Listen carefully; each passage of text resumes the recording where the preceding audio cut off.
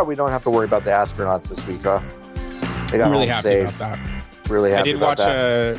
I watched a video of woman astronaut when you get back they gotta teach you how to fucking walk again, idiots. I know, it's fucking crazy. What's that like? Fucking losers. One of the tasks is... my muscles are weaker now. Oh shit. Oh. One of the tasks They should fucking like have me stitch live them learning how to like. Oh, is that hard? Oh, I'm so sorry. Oh. She had to walk. Thanks for your service, idiot. You fucking toddler. All right, sorry, go ahead. No, she had to walk like 10 feet with her eyes closed and her arms crossed on her chest. That's scary.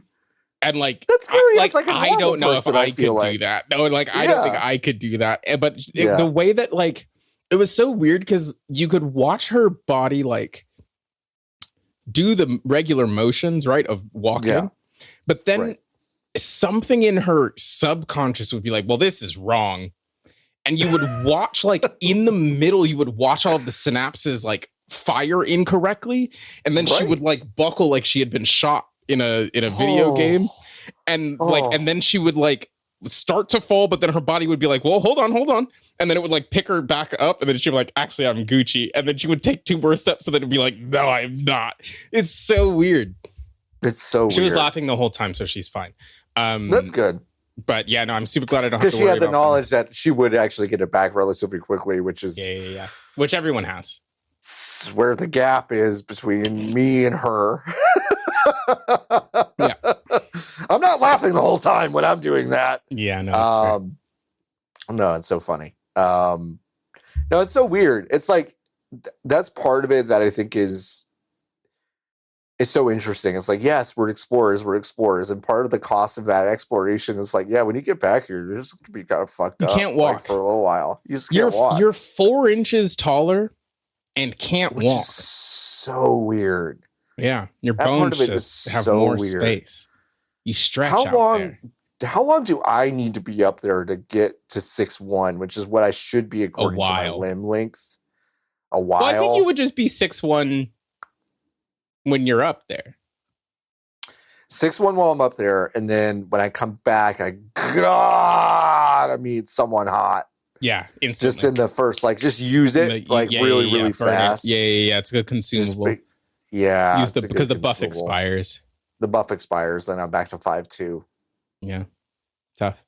My favorite part about the internet is when someone, even Jimmy Ow's in Sherman Oaks, California, which is where I had my suits made when I lived in Los Angeles. Okay.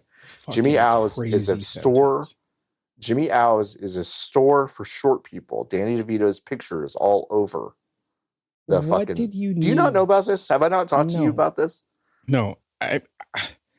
This happened well before you and I met. No, for sure. But I'm like, what do you need? Jimmy Ow. You need suits made for?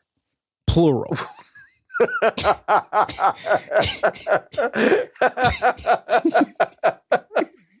You're so mean. Why are you being mean to me? What do you mean? You don't notice how often I wear a really nicely tailored suit? It just seems like I know this is before I knew you, but I'm trying to do the mental calculus. You're right. I wasn't. Hey, Nikki, wasn't that different before 2019? You're correct. So I had a wild hair back in 2016 and 2017 where I was like, I gotta look good. All the shit I got in my closet looks bad. So, Oh my God, there's a short guy suit store. But the billboard, though, starts at 5'5". Like, the sign above it's like, short guys. And I'm like, fuck you. Yeah, fuck you. You got Danny DeVito's picture all up here, and he's not fucking 5'5". Why don't they put it? It should be an upper bound. It should be like, we don't do anything higher than 5'8". I think now that I think about it, I do think it might have been 5'6" or under or something like that. But like, I remember them they had a lot of stuff that was posted at like 5'5". Yeah. And I'm like, that's where your scale starts, huh? That's crazy. Do you still have any of, what was his name? Jimmy Au. A-U. Yeah. Do you still have any of his fine suits? I do. Mm-hmm. Yeah. And when was the last time you wore one of them? January 20th, 2018, I believe. So that was probably... Okay, so just a couple of years ago. So just a couple of years ago. Just a few years ago. So it's probably fine. It's probably fine. It's probably good. Probably fine. Well... How? No, that's probably it. What if you sent one of them back? With a note that just said, I won't be needing this anymore. Period. You put that in the mail and send that back to them. Jimmy, I just wear mist sweatshirts and gym shorts now, which is exactly what I'm wearing. For listeners of the show, I'm wearing it is a custom made. I don't know who made it. I bought it on a whim when some person on shirt. Blue Sky was like, "Oh, my friend made these," and it's a mist. Like long the video sleeve. Game? Yeah. I remember that. It's got shit on the back of it too. It's good. It's a good shirt. Yeah. I know I played that entire game with Nier and LB. You couldn't tell me anything it's about, though. A single fucking thing. The only thing I remember, people stuck in a book. Like the old man is stuck in the book. It. Yep. I remember the clock puzzle, which I brute forced. Which is like one of the harder puzzles in the game. I brute forced it. It's the second most watched clip on Fanbyte's Twitch channel. Yes. And then Cheesecake Factory, but I think that's in Riven. That's in the second one is where the Cheesecake Factory is. Mm-hmm. That's correct. And why did we call it the Cheesecake Factory? Well, it kind of looked like a Lux Cafe, didn't it? Did it? Maybe. I don't remember. Maybe. No one's quite sure. By the way, if you remember, what is the show it is? eight of God's minutes into the show. John and I, we were talking for like 25 minutes before this. So you've caught us both in mid-conversational flow, which is great, honestly, probably for the cadence and flow of the program. But bad for the part where we told you that this is the VGBees podcast. It's episode 98. Welcome to VGBees podcast. I'm one of your hosts, John Ward. With me is my forever co-host, Nikki Grayson. Lotus is on the space station again. She'll be back next week. Don't fret. And yes, it's episode 98. You can go to VGBees.com/join. Join the Hive. It's the only way you can give us money. We don't have ads. We don't do any of that shit. You should. But listen, we could do. Like, listen, Gerstmann does it. I was watching. Like, listen, I went to Gerstmann's Patreon. Jeff, I love you. You're kind of you're doing the fucking capitalist thing, brother. Like, you really are. Like, you're you're so right to do it. You need the money. You need the money to do TikToks of lizards, which is one of my favorite things. You've got 80 kids. You live in California. He's got to make it happen. But I'm just saying that the three of us are absolutely not going to turn down $15,000 from MeUndies. No. Oh, do they even still exist? Wouldn't that be sick? They do. I did stop buying my shit from them, but they do still exist. Yeah, I get emails from them that's like, come back, we added a second dick hole. And I'm like, I don't need a second dick hole. I'm good. I don't have two dicks. I've got the one. Like, I'm good. I don't need it. Micromodal, it wicks up all your dick moisture. And I'm like, I'm good. I'm all right. Fine. I have enough now. I was on your monthly sub for a while, and eventually I was like, I don't need, like, honest to God, if I'm about to take off my shirt in front of someone and I've got Jurassic Park symbols on my underwear, dude, there was a time and place. It's fucking over. It's not for me now. So I still have 2 pairs of MeUndies brand underwear. One of them has like jellyfish on it. Sure. And the other one is black. And the only reason the jellyfish one still exists in my retinue is if I'm wearing inside clothes. I started taking my ADHD meds and I remembered that I had a good vocabulary. It's one of the craziest like changes that has happened since I started taking the drugs. That is crazy. I've never you're Nikki, you're one of the smartest people I know, I've ever met. Thank you. Really genuinely are. But I was like, brand new. No, I'm using way more $2 and $3 words than I was when I was not taking the fucking stimulants. Fuck, I gotta talk to someone about that then.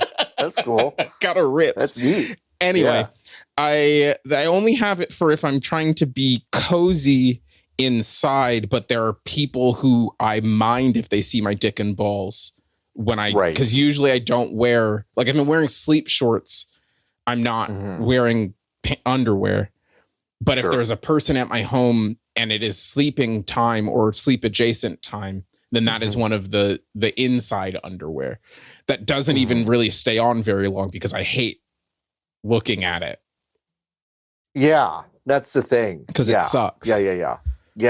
Anyway, thanks. That was underwear talk. Thanks. Amy, did you want to send us a check after we told you that we don't want the fucking bullshit on our boxers anyway, but you can cut us a check though, and we will cash it. I'll say I'm sure the underwear that is solid colors is probably still great. They're pretty good. I bought a bright blue that was the last pair I bought from them, and I was like, yeah, this looks pretty good. MeUndies.com. That looks pretty good. Wait, I don't want the money. You go on the website right now and it says it's cheek week. We don't want your shit. I don't want. We don't want your money. Fucking shit. We don't want it. Your money. We don't want it. But you can go to VGBees.com/join. You can give us money, and no, we won't do the thing I was about to say. Oh, well, that's concerning. Well, no, I was just riffing, and I was gonna say we'll show you what we look like in our underwear, and I'm not gonna do that. I mean, whatever. Well, you can go on my Blue Sky. I get loud sometimes, What do you think would happen if I did kind of the same thing? I mean, you could try. It's not really my, I don't know. Yeah, I don't think it'd be good. I think we'd lose subs. But then we could cancel them, who's got? That's true. You know who also lost subs? 1,000 people in Disney this week. It's not funny. It's not funny. No, they lost their Hulu and Disney Plus subscriptions that they get. It's not funny. I just can't do segues, and then when I try a segue, it doesn't work. It makes me laugh. Okay, that was. I think that was a fine one. Disney's going to lay off 1,000 people across the company. Marvel is affected at about 8% of their workforce, and their visual effects department is the most affected department. Do they need those for the Marvel movies? The visual effects? I'll tell you what. This is a small story time. So for a different business that I'm a part of, I went on Twitter.com this week. BlackRock, yeah. yeah. That's right. That's right, folks. I went on Twitter.com this week for maybe the first time in a few months. Maybe 6 months almost. I think I went on Twitter to look at someone who posted a video on WooHit, but I had not ever spent time there, and I spent it there. It must have been yesterday, and I saw so many fake videos of the new Marvel fucking Doomsday, Avengers Doomsday thing. Yes. That I was like, so this is just what Twitter is now? It's just I mean, genuine, just none of this, nothing you're seeing is real, at any moment. No. Which is not surprising, but kind of it's who's it for? Still there? Who's it for, though? There are people still on it, which confounds me every day. There are people still on it that I kind of know. I was like, oh, no, you're for still sure here posting stuff, huh? Yeah. But couldn't be me.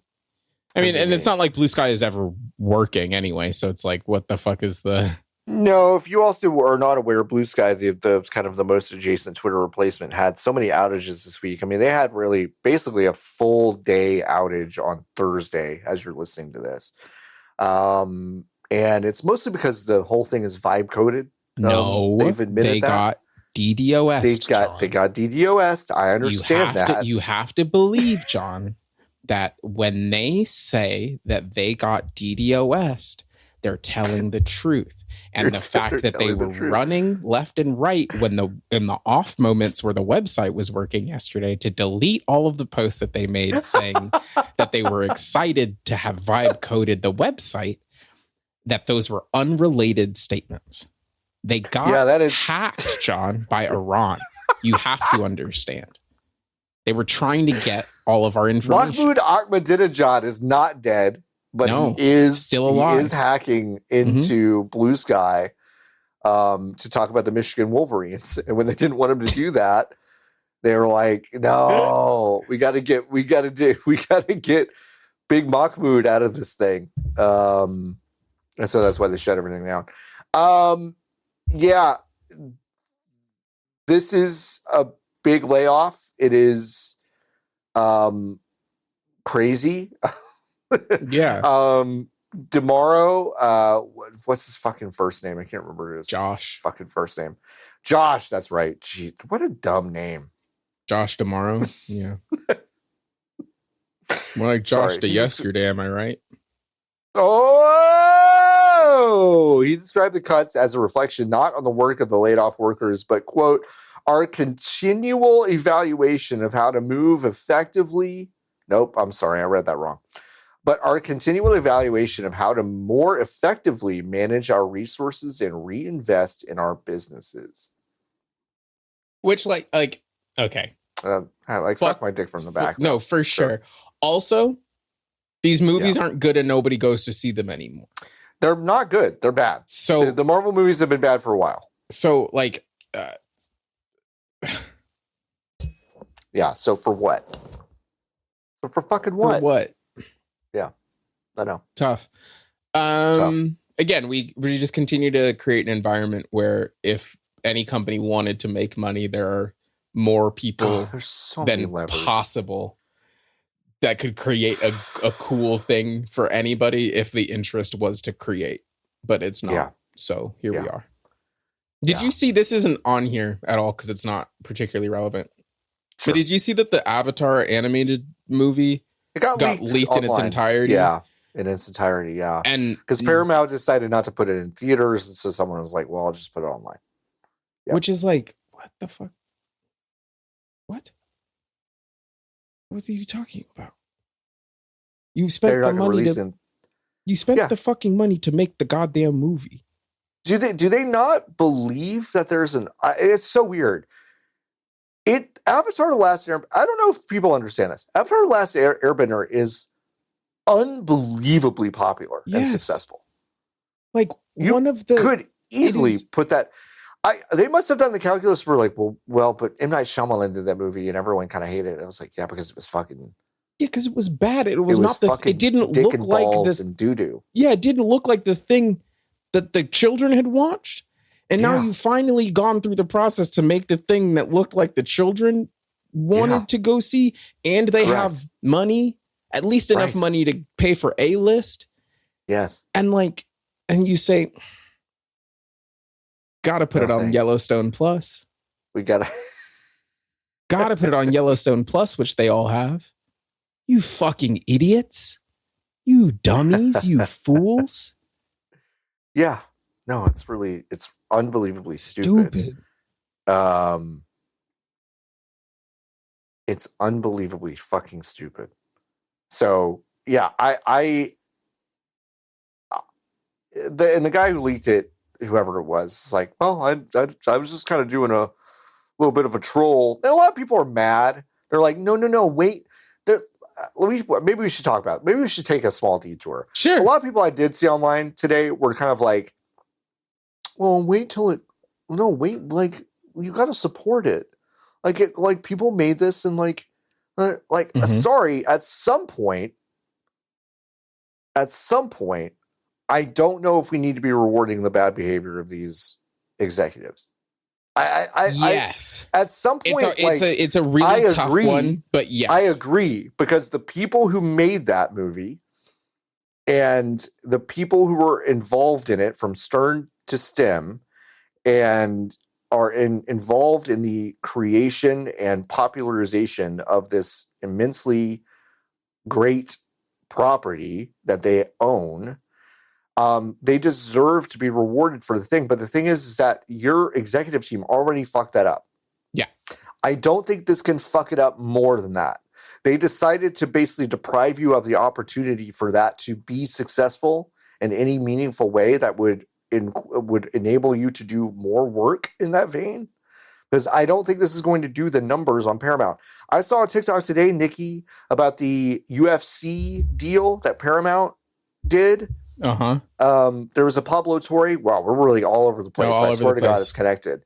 But Pablo Torre was talking to an investigator at the Atlantic. The Athletic. Jesus Christ. No, goofy. And why would they do that? Why would they do that? At the Athletic, and like, they're paying $1.3 billion a year for UFC, and every analyst, according to this investigative reporter on Pablo Torre, was like, Paramount is going to get fucking rinsed by this deal. I mean, they are losing money hand over fist. You know, like the Ellisons basically just decided we want to spend a lot of money to fucking. I mean, I'm sorry to be crude, just to like fucking masturbate together with Dana White and Donald Trump and all these fucking right-wing, right-away shitballs, and that's all they're doing. They're like, Paramount's like, what if we just spend a lot of money and we jerked off all over each other? And that's what it is. And so they're not making responsible decisions. Why are we going to sit here and go like, well, we still need to kind of reward Paramount for making this Avatar: The Last Airbender? No, we don't. No, we fucking don't. Yeah. They fucked it up. Yeah.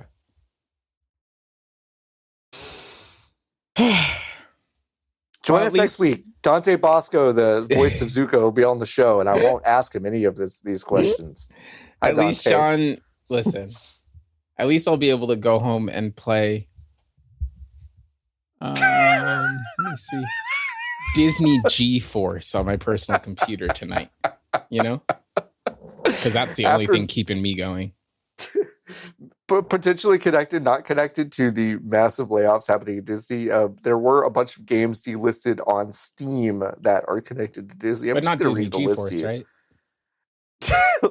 Nikki, are you sitting down? Yeah. Okay. It's Bolt. Bad movie. Who gives Chicken a shit Little. About that dog? Who gives a shit about that bird? Disney Alice in Wonderland. Like the cat. Disney G-Force. What? Disney G-Force has been delisted. Nicolas Cage's Disney G-Force has been delisted. Is that what that is? Is that the gerbil movie? Yeah, it is, where they're spies. Wow, I forgot about that. Yeah. Incredible. Disney Pirates of the Caribbean at World's End. Okay. Disney Pixar Brave, the video game. That's helpful because I thought it was the movie. Disney Princess: My Fairy Tale Adventure. What is that? Disney Tangled. Disney Universe. Disney's Treasure Planet. Battle of Procyon. High School Musical 3, which I didn't know that was a game. I did not know. What is Outlaws, A Handful of Missions, Planet of the Apes: Last Frontier, Star Wars Dark Forces, which is actually kind of a big one. I know that they did remake that recently, and that remake is actually pretty good, or the remaster, but it's crazy that they delisted that. And Star Wars Rebellion. This is one of those, it sucks that you can't buy these on the store. Sure. Okay. Yeah. You know? Yeah. If you want to play these games, there are other ways to play. It's not lost media. I'm so sorry. If you had aspirations of paying Disney for Bolt, the PC version of the Bolt video game, you should have given that money to me or John instead. Yes. I don't know what to tell you. It sucks that you can't buy them. They're not lost media. They're not lost media. That's another thing that's happening in our circles. I do feel like people are calling things lost media that are genuinely not even close to being lost media. You just want to give an executive some money to have the permission to play it, which is like kind of a goofy thing to want to do. So like there's definitely a lot of legitimate lost media, and we should be doing and Disney Tangled for the to do that. Personal computer is not it. Yeah, Disney Tangled is not one of them. It's just not one of them. John, do you want to take the next story? Because I have to do something, and the words Xenosaga Pied Piper don't mean anything to me. Like, I saw Pied Piper and I said, I know, from Silicon Valley? Like, what are you... This is so good. This is great because it's good timing. Because, like, when I wrote this out, I was like, Nikki's going to have absolutely nothing to say about this. Yep. And you're right. And I have other stuff to do, so... That's fine. Folks, where were you in the mid-2000s when Xenosaga episodes 1, 2, and 3 came out on a PlayStation 2 console? Were you where I was? Were you playing every single game? Were you watching every lush, hand-drawn pixel of the 30-minute cutscenes where there's like a fucking robot girl with her cans out and she's talking about Jesus Christ? The robot has cans? Stuff? Yeah, Cosmos has cans. Yeah, for sure. Okay. And Mary Magdalene's in it somehow. And I played all these, and I am really glad that I did. Those games are great. If you haven't played them, I think you should. I don't think they hold up, but it doesn't matter. You should play them anyway. There was a spin-off game for mobile phones called Xenosaga Pied Piper. And it is now coming out. It is now coming out on PlayStation. It's now coming out on Switch and PC. It is absolute fucking pervert shit. It is a part of a G-Mode release from the Namco Corporation. What the fuck are you saying? What are you saying? Let me read you the Steam page. I've had to pull out a second laptop for this. No, that's all right. I'm going to read the Steam page, okay? About a special investigations chief is on the trail of the ruthless killer known as Voyager. What incident changed the fate of the once human cyborg? Key features: traditional JRPG with turn-based battles. Great. Gameplay follows similar system to mainline Xenosaga games, but adapted for mobile devices. It looks really bad, folks. 2D overhead perspective with a combination of conversations and cinematic cutscenes advancing the narrative. Okay, so it's a video game. Battles take place in a virtual space tied to the story. What does that mean? The storyline was written by creators Tetsuya Takahashi and Soraya Saga, a port of Japanese flip phone title. There is a parenthetical that says feature phones popular before smartphones. Folks, we're in the age where we're having to explain what a flip phone is, which is fucking awesome. Okay? What?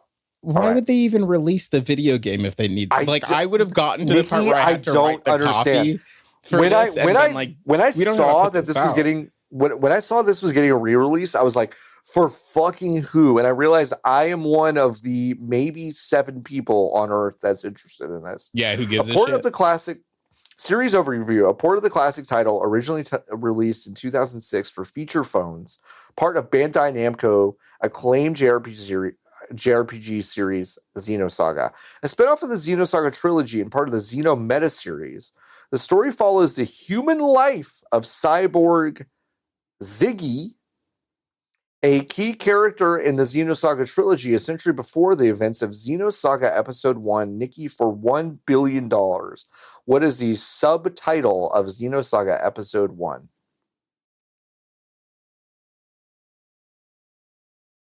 Machine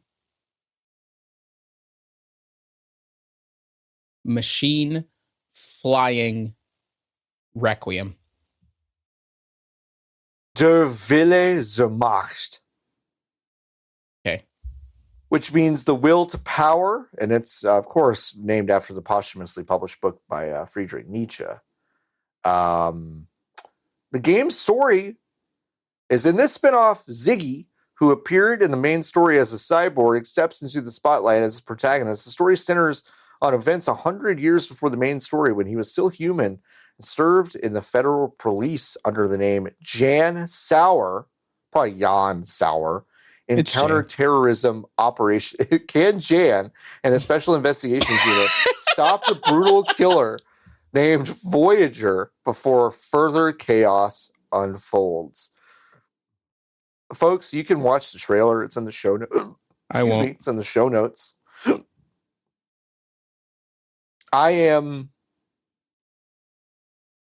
This is one of those things where I'm like, this is going to make about, I think it's going to make about $170. Yeah. I don't know how many, I will make more really money don't. Than this $multi-million corporation will off of this video game. It deeply, deeply, deeply confusing that this is getting put back into the world. But I love that they're doing it. We just talked about lost media. Now, I will say a flip phone game without a re-release actually is close to being lost media. So it is kind of nice that they decided to do this. It is good that it is accessible, and it will be for a very long time, I'm sure. It's going to come out and Switch is going to be like, well, Switch 2 is out. We're closing everything that's on the Switch store. Thank you so much, and please buy a Switch 2. You won't be able to play Xenosaga Pied Piper anymore. I should really fucking replay Xenosaga. Those games are wild. So yeah, thank you so much for entertaining me. We're also going to talk about Iron Galaxy. They've laid off an unknown number of staff, but it is a significant number from what it seems like from their release. And these are the folks that made Rumbleverse, which was only around for about 6 months before it got shut down.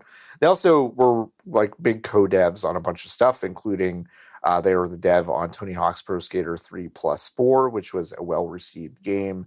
But they are still... However, every studio that has worked on a Tony Hawk remake has had this happen. Yes, that's true. They say, we are terribly sorry to lose them as we take steps to adapt to the climate of the video game industry. It's time for us to evolve again. They're blaming market conditions on this move. Of course. This year, we're adopting a new posture to accept these current market conditions as permanent. Players consume games in new ways. Publishers have different criteria for investing in the development of games. This new normal has impacted all our partners. This is now me. Yeah. It remains a great year for video games. Yeah, it has to be. Yeah, it sucks. Yeah. I don't know. I got nothing. Flip the fucking thing. It's been 0 days since the VGBees podcast has talked about game playoffs. I think we might not be able to do the No Bummers episode in 2 weeks. You don't think so? You don't think we're gonna? I mean, the idea I think was to do the No Bummers anyway. Huh? The idea I think was to do the No Bummers even if they're okay, but it's gonna be like Rockstar has laid off 80% of their staff. And GTA comes out in 6 weeks. Like, at this fucking rate, I don't think I'm gonna have the opportunity to have my dream come true. We're getting 4-figure layoff numbers pretty much every week. Yeah. And it's been that way for the past month and a half, I feel like. which is emblematic, really like you said, of a healthy industry. It's a totally healthy industry. Nikki, when was the last time you went to a Jollibee? When I was living at my old place, so it had to have been late last year. Can I say something? Yeah. Don't like it that much. I've never eaten there. I don't understand it. Like I think I'm so deeply invested in Filipino food and Filipino food culture. I do not understand Jollibee. It's fine. Yeah. And I just it's not for me. I understand that, to be so clear. There is in a row in Plano, Texas, there's a Jollibee and a Popeyes and a crematorium called Aria. Okay. And in that Popeyes in the middle, I went to that Popeyes one time during a tornado, which was fun. Yeah, that sounds nice.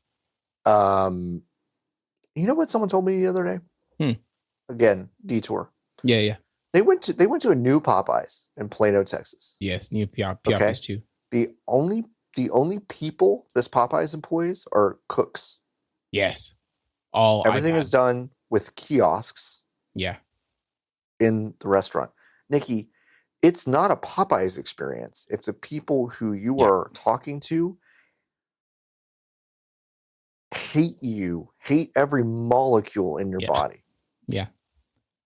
Hate the food that they're making for you. Yes. And hate the entire structure in which the whole thing has been built. It's not Popeyes without that. And I'm not like doing a bit. No. I actually think it makes the food taste better. The hate powers the food. I think it does. And I'm scared to go to a Popeyes that doesn't have that energy emanating from it. They're taking everything from us. Legitimately. They're taking everything from us. I think it's go ahead. Fine. The pies are really good. And then if you do want fried chicken, they have it. And they have spaghetti. And they do have spaghetti. And I had the spaghetti and I was like, I probably don't need to have this again. Because it's like it's overcooked pasta and just like tomato sauce, right? Yes, and then they have burger, but why? I don't. It's not that I don't fuck with Jollibee. I just don't think about it. Yeah, I just don't think about it. But you can go there right now. It's launching on April. I know. It feels bad to talk about Jollibee like this without Chaim on the actual show. That's why I had to preface it with like, I fucking love Filipino food so fucking much, but I just like Jollibee. It's not something I fully understand. But launching on April 21st, so that's just days away, maybe 1 day away from when you're listening to this podcast. You can go there and get some cool themed Final Fantasy 14 products. I'm not doing a shill thing. We didn't have a lot going on this episode. Slow news week, except for the slow news week, except for big layoff. But you can get a peach mango pie in a box. That's really yummy. Yeah, it looks fucking yummy. There's some sort of blue potion you can get. Okay.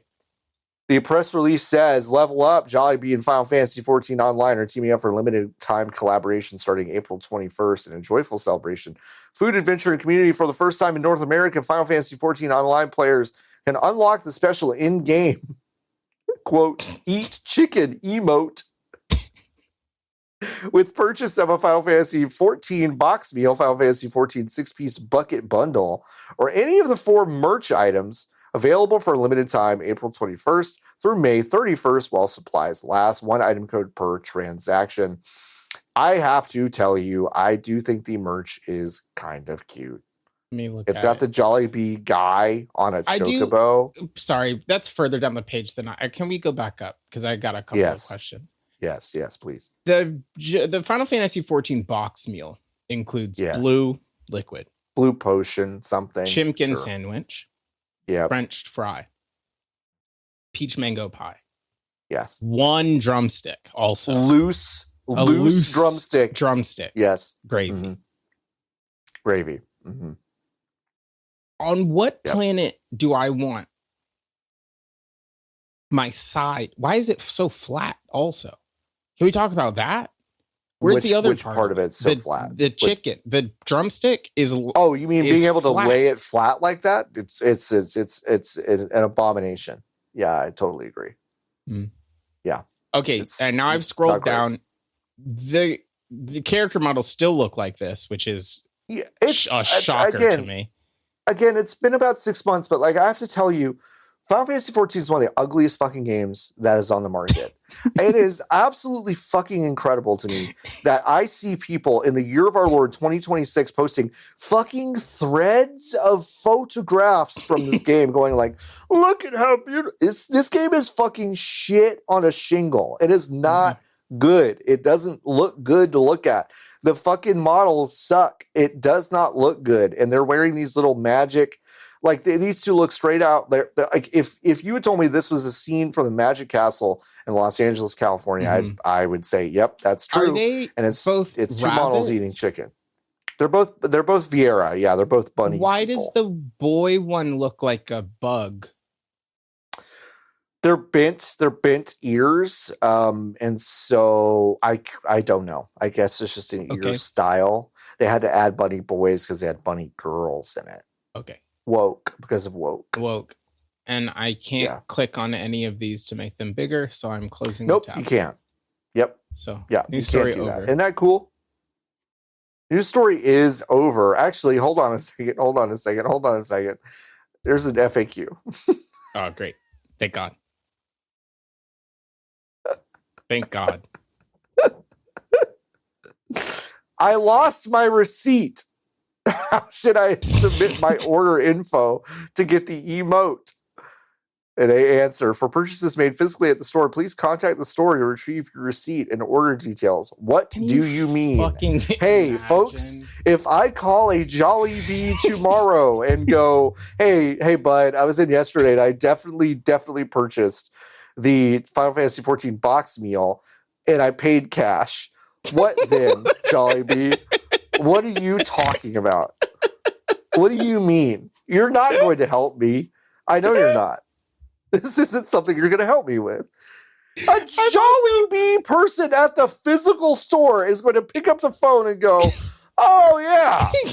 Click. What's step 2? What is step 2 in this conversation? I'm in love with the idea that there's a Jollibee or any fast food place on the planet that is going to pick up the phone they have. What are you talking about? What do you mean? As if the solution not to be insane, is it with any purchase? Or do you need to buy the meal? I think you need to buy the meal. He says, how do you get the emote? You have to purchase a qualifying item, which is a Final Fantasy XIV box meal, a Final Fantasy XIV 16 bucket bundle, or a Jollibee Final Fantasy XIV limited time merch item.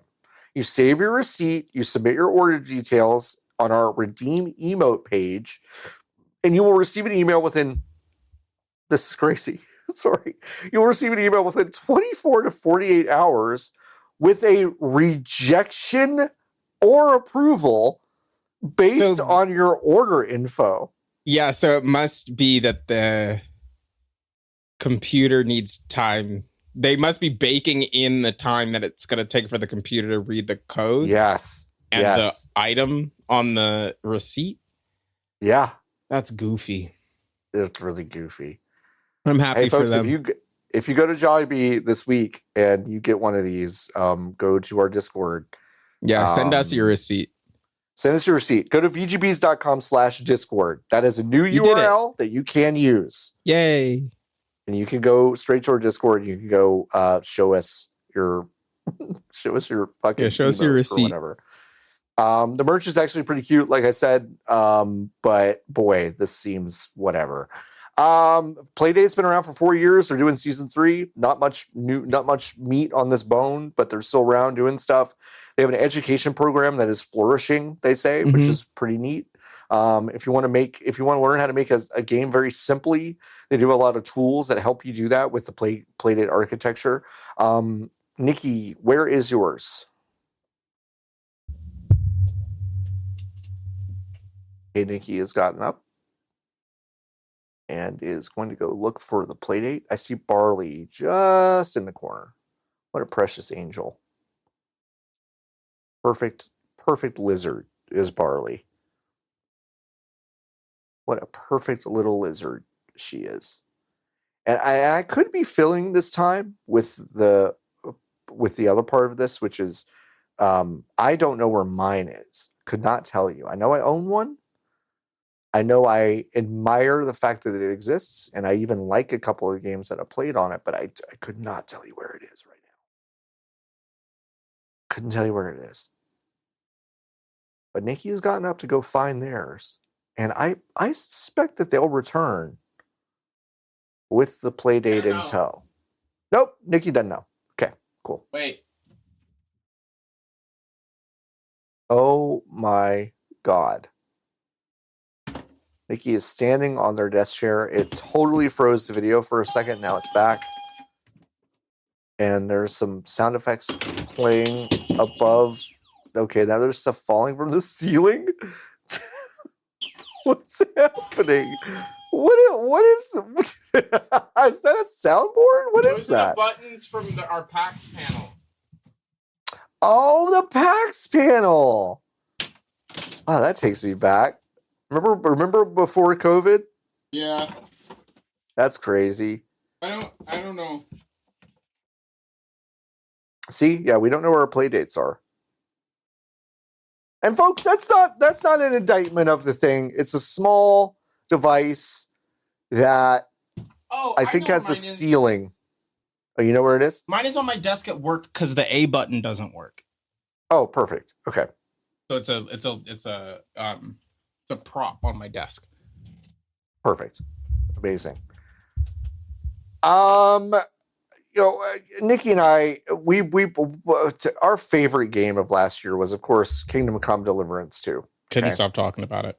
We couldn't stop talking about it. You can go back every single episode of our podcast. We talk about Kingdom Come Deliverance 2. Anyway, they were nominated for 2 prestigious gaming awards, GAYMING.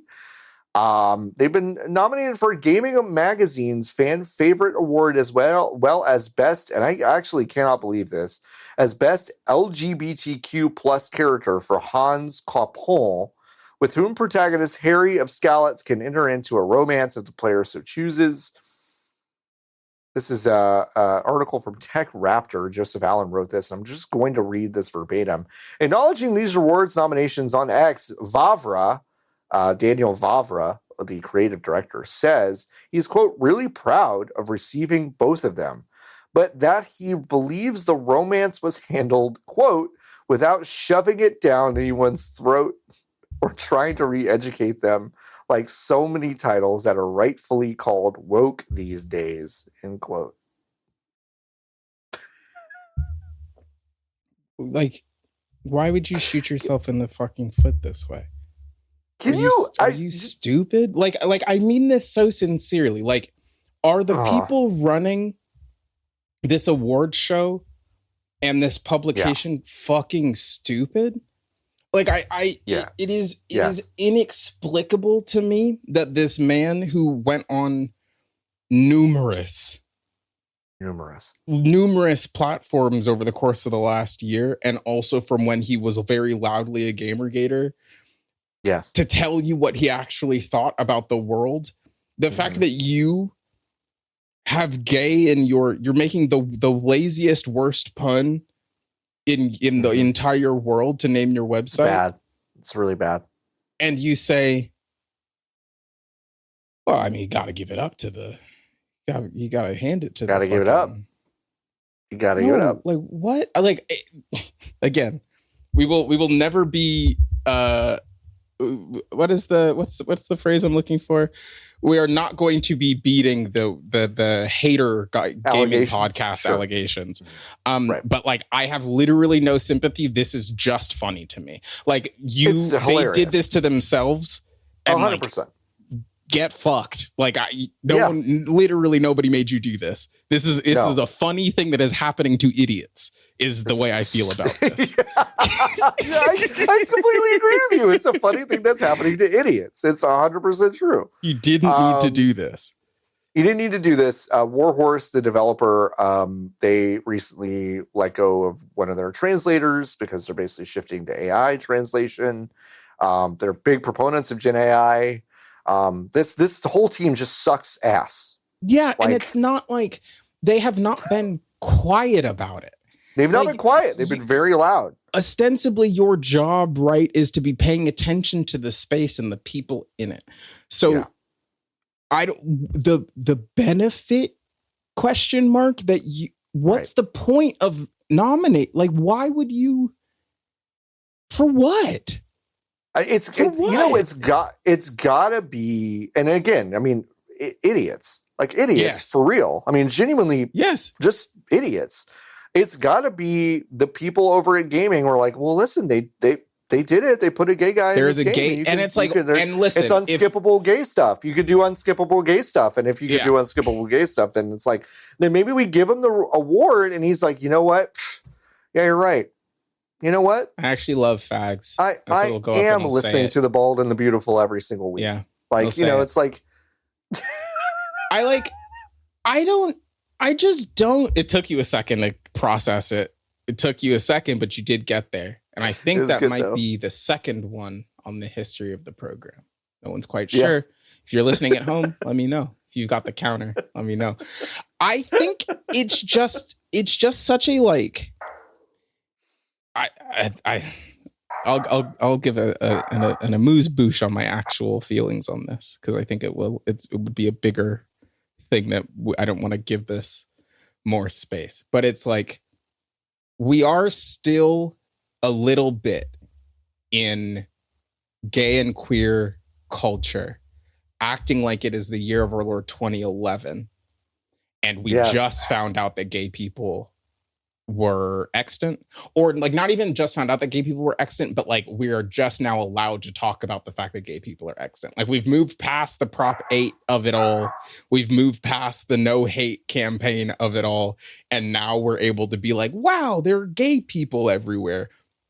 And most of these publications that wear this identity marker as their personality are so regressive in their interpretations of what it means to be queer, that it is like, I have literally no fucking interest in what gaming magazine says, because they are clearly so far up their own asses that they're like, well, yeah, it actually makes sense to nominate Kingdom Come Deliverance 2 and that team for any kind of award. Like, it is entirely disqualifying. And I'm like, again, like, it's fucking idiots having a bad thing happen to them. Like, it's just funny.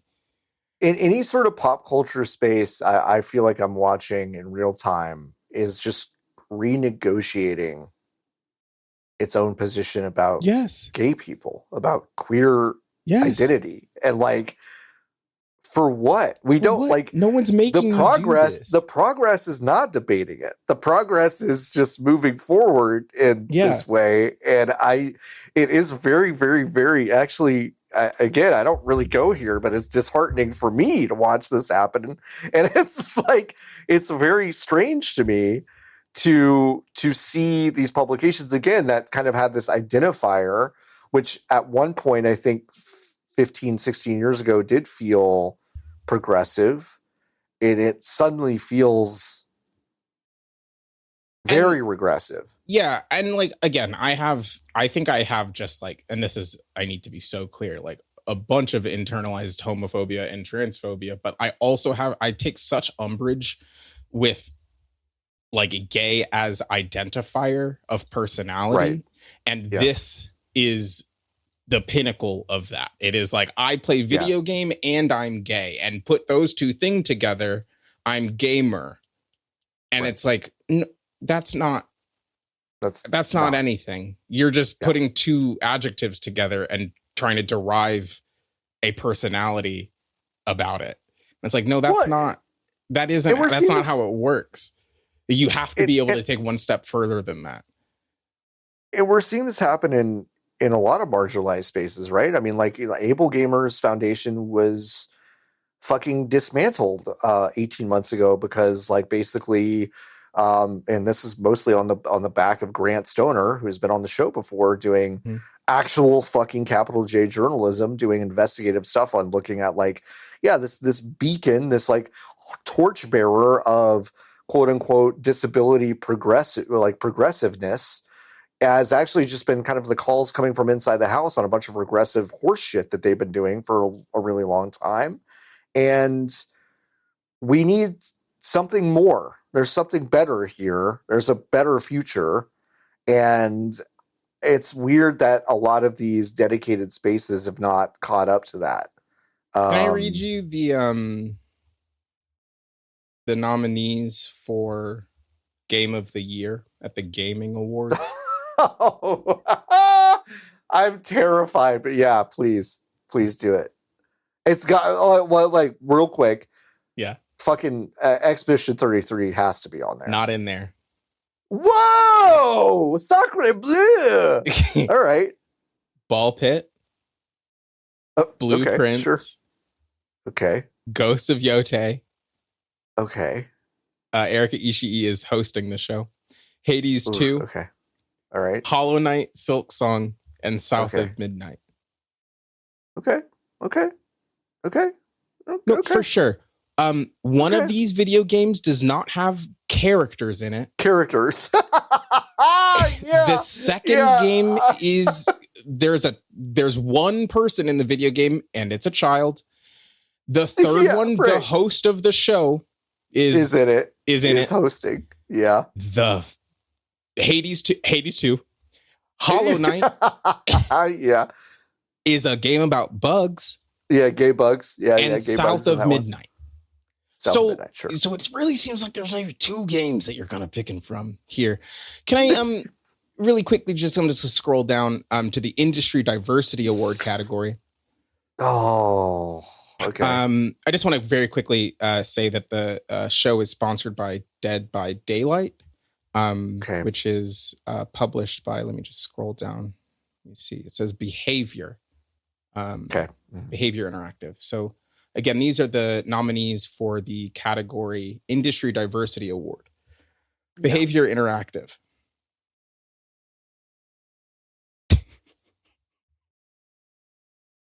Don't nod. Out Making Games. OMG. And John, if you thought the first one was fucking nuts, let me hit you with this. Riot Games. Oh my God. What are we doing? So like, again. Oh my God. The fact that the space exists is great. Also, society has moved past the fact that the space exists. Like that it is simply not enough for you to be like, this is the gay gaming awards. And then in the same category, put Date Everything and Dead by Daylight, who sponsors your show. Yeah. And Kingdom Come Deliverance 2. Like, you don't, I no respect. Sham Award show. Not to just try to unpack this live, because like maybe this is a mistake, but like what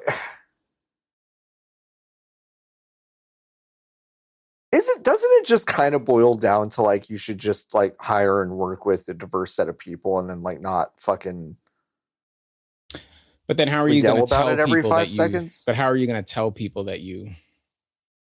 I don't, because you give the people that you're working with the fucking ability and framework to be open and honest about their own existence and lives as they see fit. You just don't worry about any of that shit.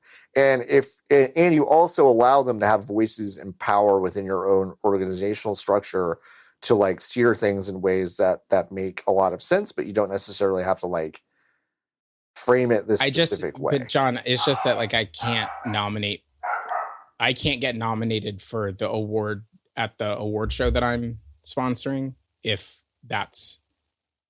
it just seems like you're kind of missing we're trying to have the trophy in the lobby so we know when people apply which group to fire first. So we just need, you know what I'm saying? So what you're saying, well, the dogs are really mad. Yeah, I mean, they've got opinions, which is so fair. I think my new Texas Rangers. I think my new Texas Rangers Tejas jersey just got delivered. Yep. MLB.com shop. Your package has been delivered. So I did kind of figure out just a second ago that that's definitely what is happening here. And they're protecting we did get a comment. We did get a comment on a YouTube channel that said, and I quote, "Oh, this fucking incessive dog barking," or something like that. And I was like, listen, you don't have to listen to the fucking show. You don't have to. But I'm sorry. No, they're loud. They've got stuff to say. They have opinions. They are loud. They got stuff to say. Now, John, did it work? Nope. Kind of. Oh, a little bit. Well, that was the last one. A little bit. That was the last one. They did it. But you're right. And like, Nikki, it's so cynical, but like that, I think that is kind of where it boils down for me is like, oh, well, okay. But now that if there's not kind of a financial model connected to it, yes, then there's no point in doing it. There's no point in doing it, which is why I'm like, really grotesque. Yeah, which makes it like, it makes you look so fucking stupid. Past the point, right, where you look stupid because you are nominating the games of the sponsors of your show and of the hosts of your show. Like, I know no one is out here thinking that it's the same as the BAFTAs, but like, right, folks, exactly. Sure. Like, come on. Yeah. It makes it especially stupid that you then think that the thing that you need to do and are obligated to do is try to like supplant yourself at the feet of the Kingdom Come Deliverance 2 developers, because that was one of the biggest games of the year last year. Right. Because you have identified that there is some sort of gap. There are no small games on this list. There are so many gayer, smaller games that came out last year that you could be. Spirit Swap is on here, which is pretty small. Sure. Yes. They're a couple. Your point is totally well made. I'm being very nitpicky, but no, for sure. Yes, you're right. But like, you're right. Like, this could be so different. To have the smallest game on here in your game of the year category be Ball Pit, a game that again has no guys in it. Yeah, Nikki, there's the fucking crazy thing. Okay, I went down to Jesus Christ. I don't know. It feels weird to be playing in this space because I do feel I am an outsider, so it is kind of a weird thing. But it's like, there's an award called Queer Geek Entertainment of the Year Award, which on its face does kind of make me want to fucking jump off a big building. No, for sure, bud. For sure, because it sucks. But what's so crazy is that the first thing that jumps out at me is, well, first of all, there has been hotels on here, which is really funny.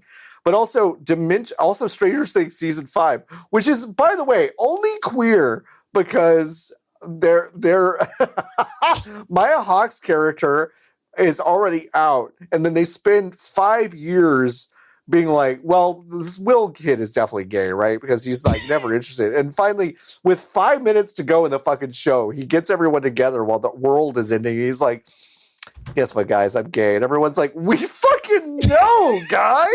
Like, we fucking know. What do you mean? Winona Ryder told us 5 minutes after we came over for the first time, hey, I think my kid's gay.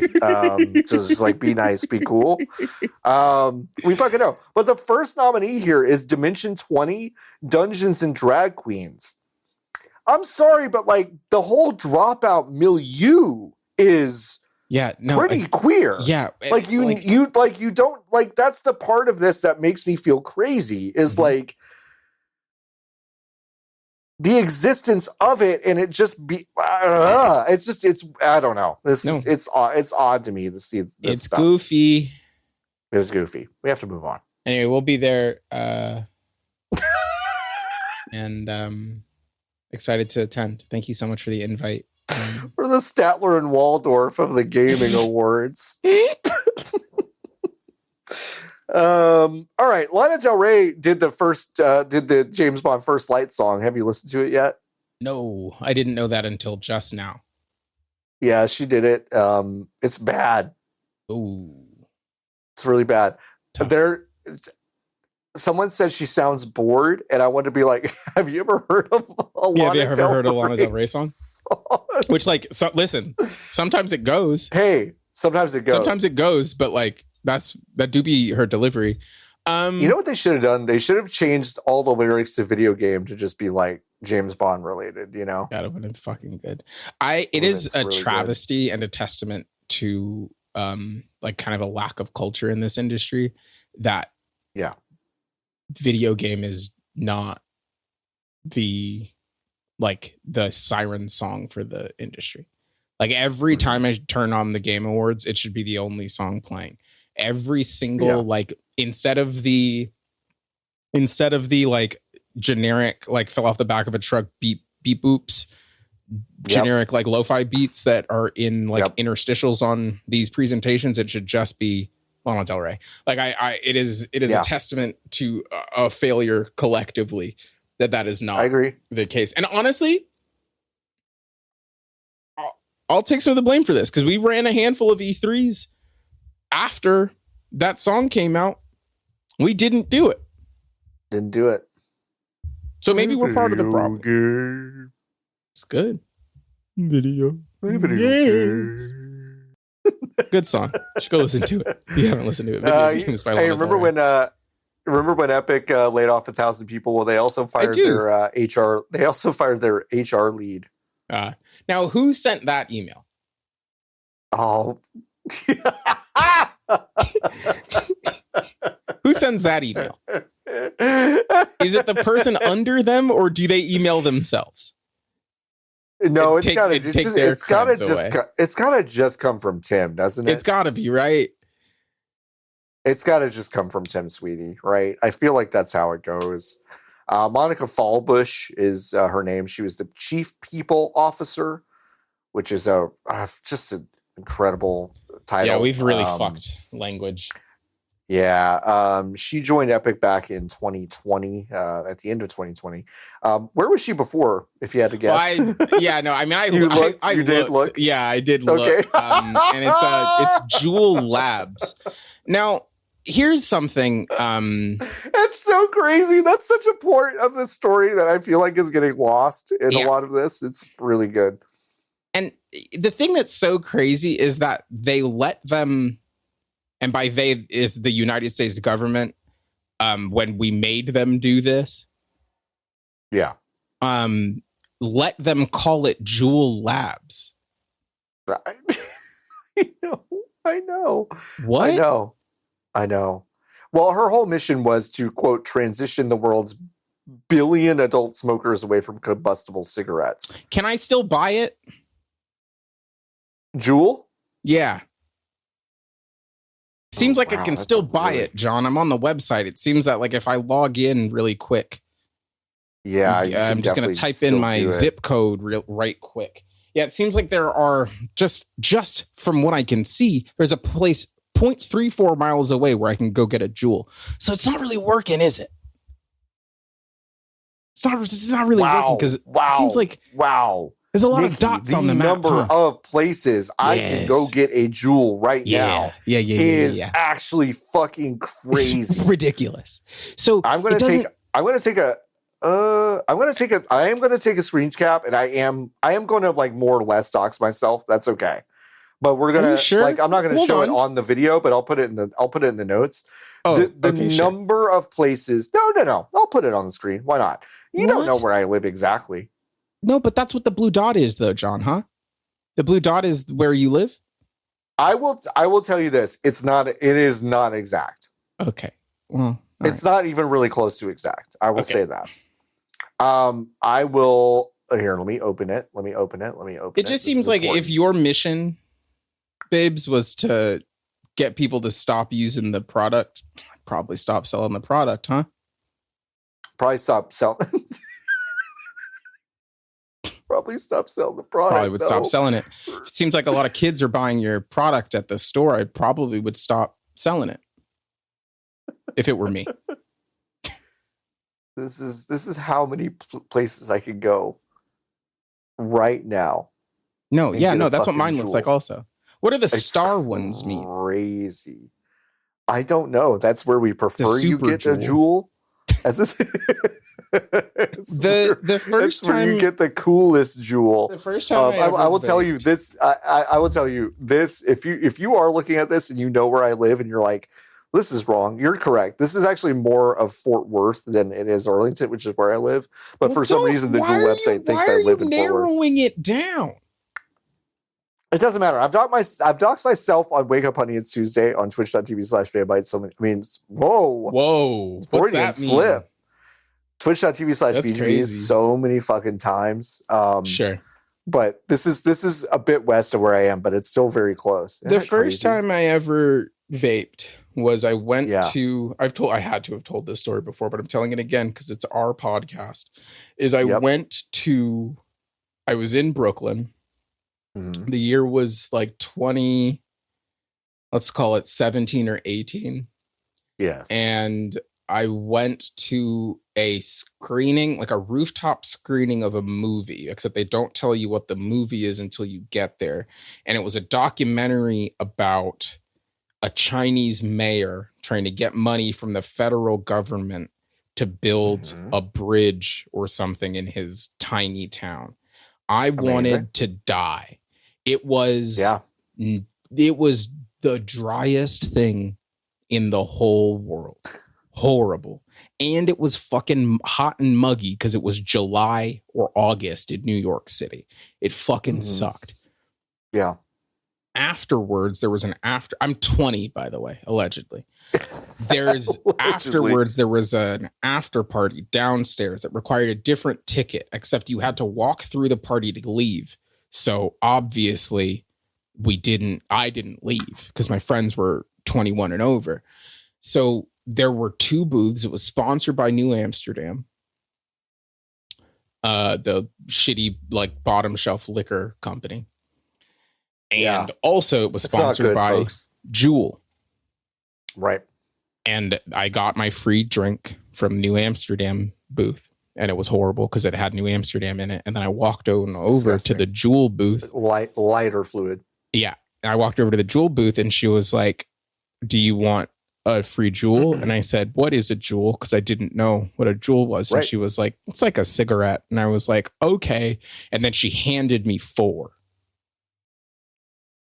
of them in the box.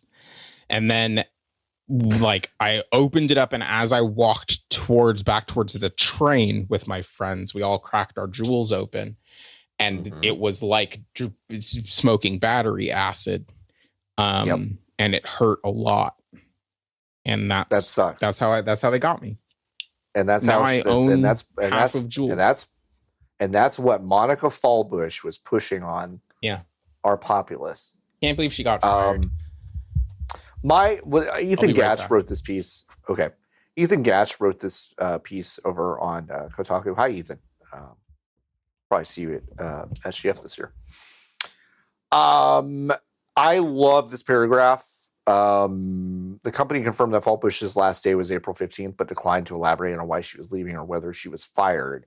The HR executive joined Epic back in December 2020. I did mention this. After spending the previous 2 years as chief people officer at Juul Labs, a company whose mission is to transition the world's billion adult smokers away from combustible cigarettes, and quote, Fallbush did not immediately respond to a request for comment. This was the second wave of mass layoffs since 2023. Of course, this took a lot of the employees at Epic by surprise. We talked extensively about kind of the ramifications of the layoff, plus kind of why it happened, plus Disney's $1.5 billion investment last week. If you haven't listened to the show, it's like a 45-minute conversation Nikki and I have had about not only that, but what Disney and Epic are doing. So go back and listen to that. But something we actually didn't talk about at all, because I feel like it did get kind of quote unquote resolved, but as part of this is that, you know, one of the people that was laid off from this job had terminal brain cancer.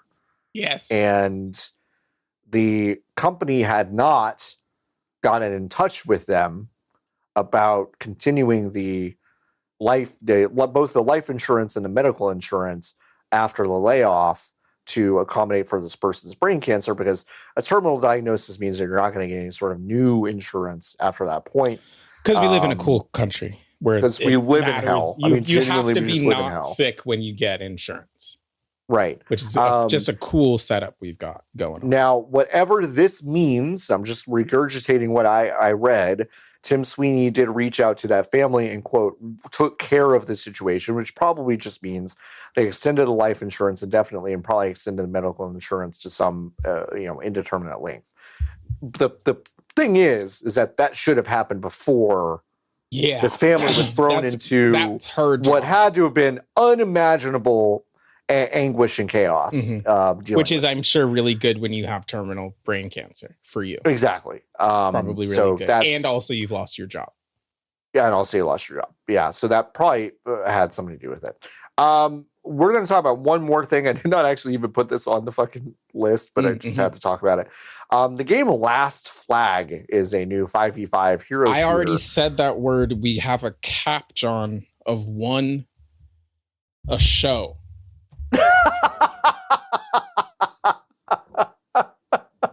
What is this? Oh, this is the Imagine Dragons. This is the Imagine Dragons Capture the Flag game. Yes, this is the Imagine Dragons Capture the Flag game. Okay. Yeah. It's out. Okay.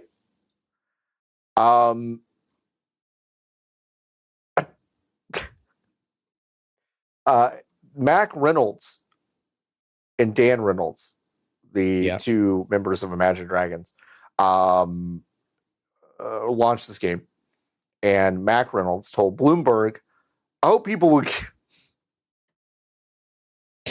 I can't wait for this. It's really not funny. It's just like, it's really not funny. It's like when you see people who just like kind of have no fucking idea what's going on, and it's like, oh, honey, quote, "I hope people will give it a shot. I don't know any other hide and seek games out there, but I'm really proud of the fact that we're making something that feels and plays differently." That's awesome. Can you go to lastflag.com for me and share that tab on the screen? Yes, I can. Phil's really mad about Last Flag as well. That's fair.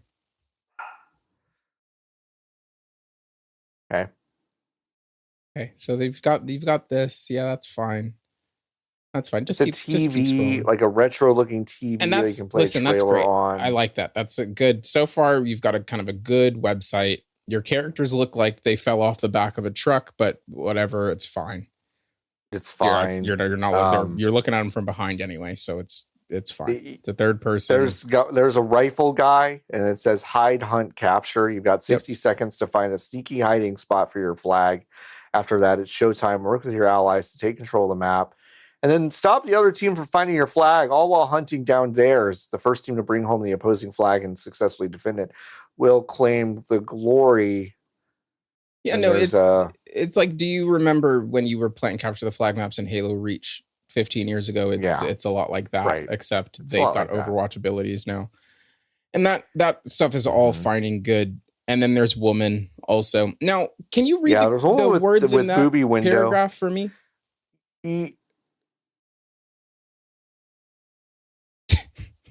The answer to that question is no, John, you can't, because there is a character with the biggest axe you've ever seen, and the axe is above the text on the website.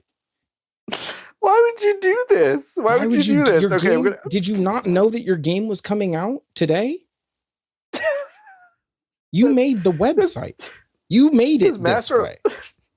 Master a legendary cast of contestants, each armed with primetime firepower and signature abilities that you can wield to outwit, outplay, and outgun the competition. Spin cash to secure upgrades mid-match. Oh boy. And that will help you stay one step ahead in clashes for battleground dominance, the opposing flag. That's what it says, because the axe is in the way. Final line of text. And then there's a gay little orphan boy, and then I guess his dad. He has a bird, and he's a Boy Scout also. It's unclear. But that's what you've got happening here in the video game Last Flag. Last Flag. Again, I don't really like talking about this or reporting on it. It's really not that fun. But apparently, at least as of this writing, it has not broken 600 concurrent players, and they were hoping to have 100,000. Okay, and Mac, one of the people in Imagine Dragons, said raising money is one of the hardest and worst things to be doing in 2026 for any studio. So runway is going to be a challenge for everybody. Our focus was, can we put out a game that represents the core of what we think it needs to be? There's more to come. I'm going to tell you something I do respect, okay? Mm-hmm. There are no microtransactions in this game, and this game is $15. Okay? That's great.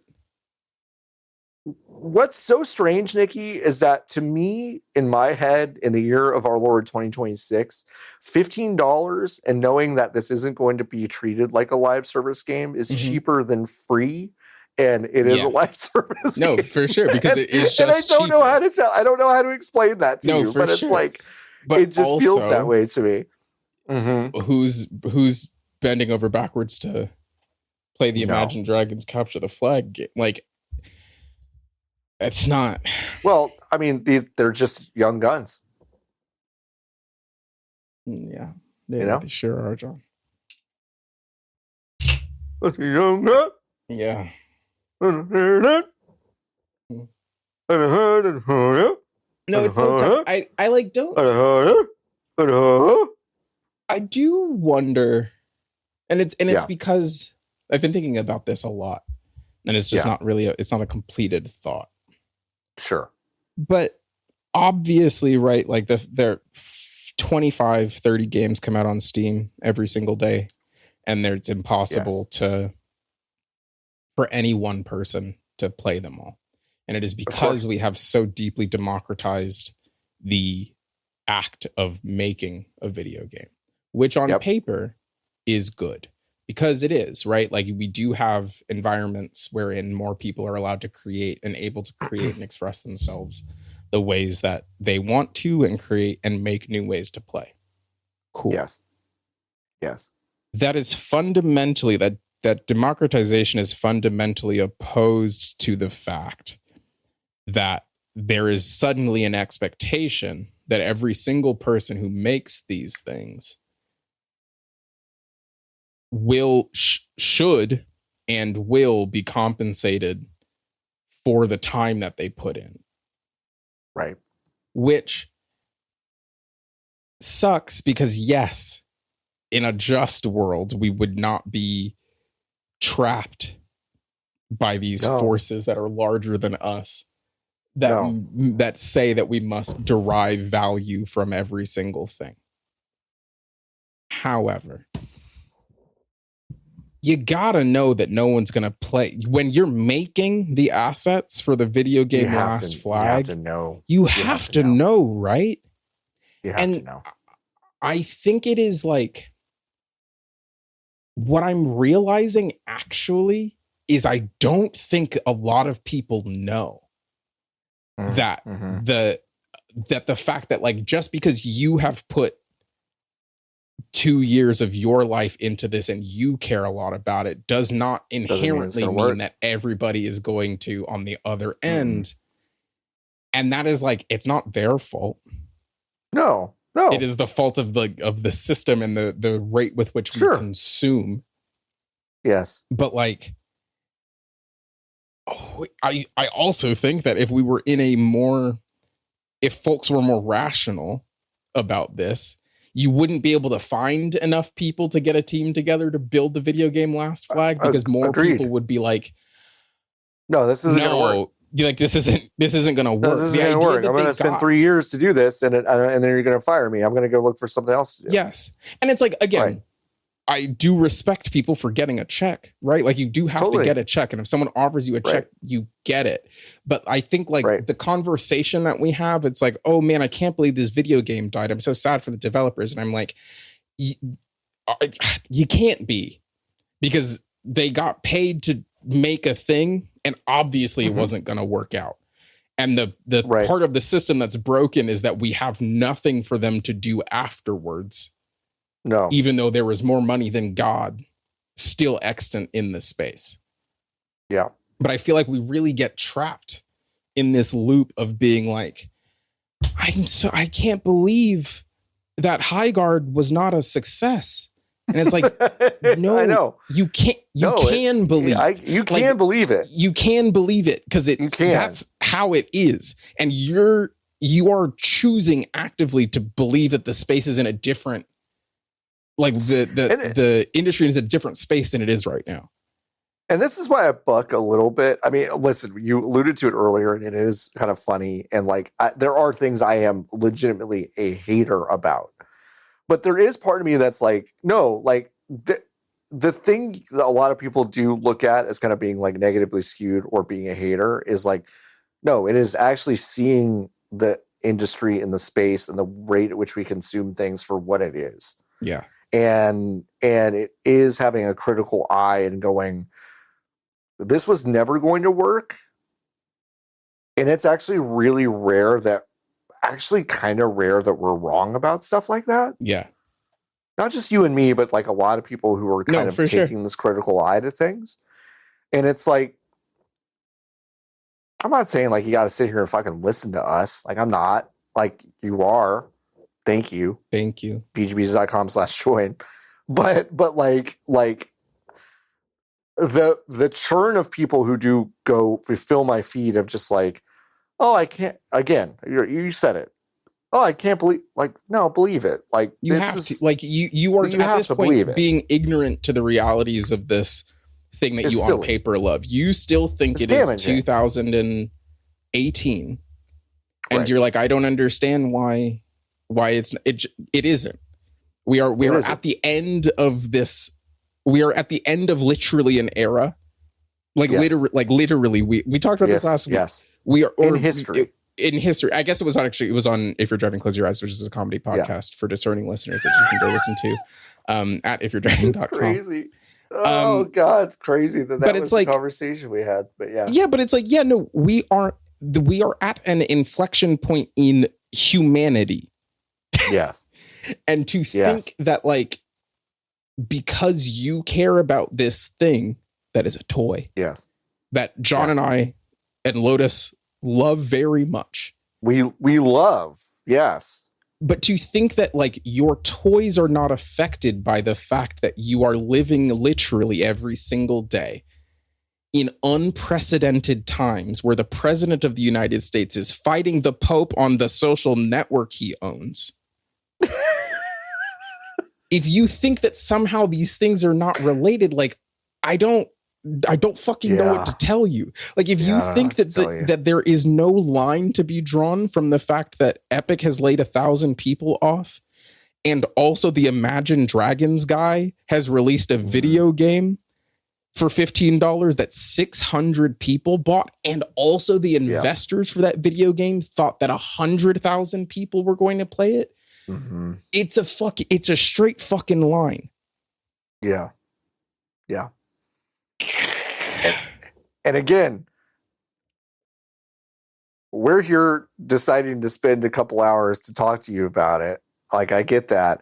But also us continuing to just kind of like let this consumption model take us over, also kind of part of the problem, huh? Because we could be spending our time doing other stuff and like actually doing the things that might I don't know.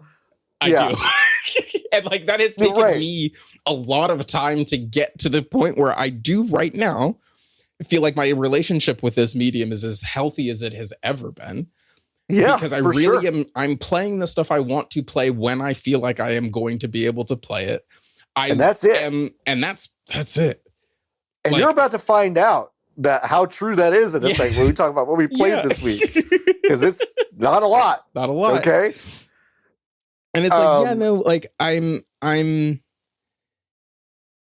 I think I am invested in this space from a critical media studies perspective, because that is, where my educational background is. And I think it is just so fascinating to me because the mirrors in the video game space and its tendrils are so long and so wide that like you can write the story of modernity through it. Yes. Like that's why it's interesting to me.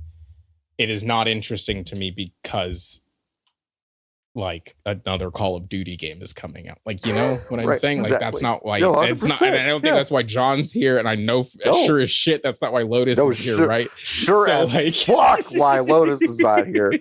So I love you so much, Lotus, and that is why you're not here. And that is like and we love that. Yeah. I just there's not even a call to action. But like this story is like, yeah, gang, like it feels like it feels like a non-story to me. And it is a story to other people, but it's not a story for the reasons that it needs to be a story. Right. And that's the part you can't teach, it feels like, because everyone is their heads are so far in the dirt about it actually still being 2017, 2018. Yeah. And it's like, no, gang, like if the words "the Imagine Dragons Capture the Flag" video game don't say, well, this shit's fucked. Which, by the way, I didn't know was a hide and seek game until 10 minutes ago. Yeah, like what do you mean you're hiding? That's not a capture the flag. What do you mean? Like, I didn't know it was out. The game, I did not know this game existed. Like, it is these are all symptoms of a desiccated corpse that we are all trying to pretend has not been dead for at least 6 years. I don't understand. Well,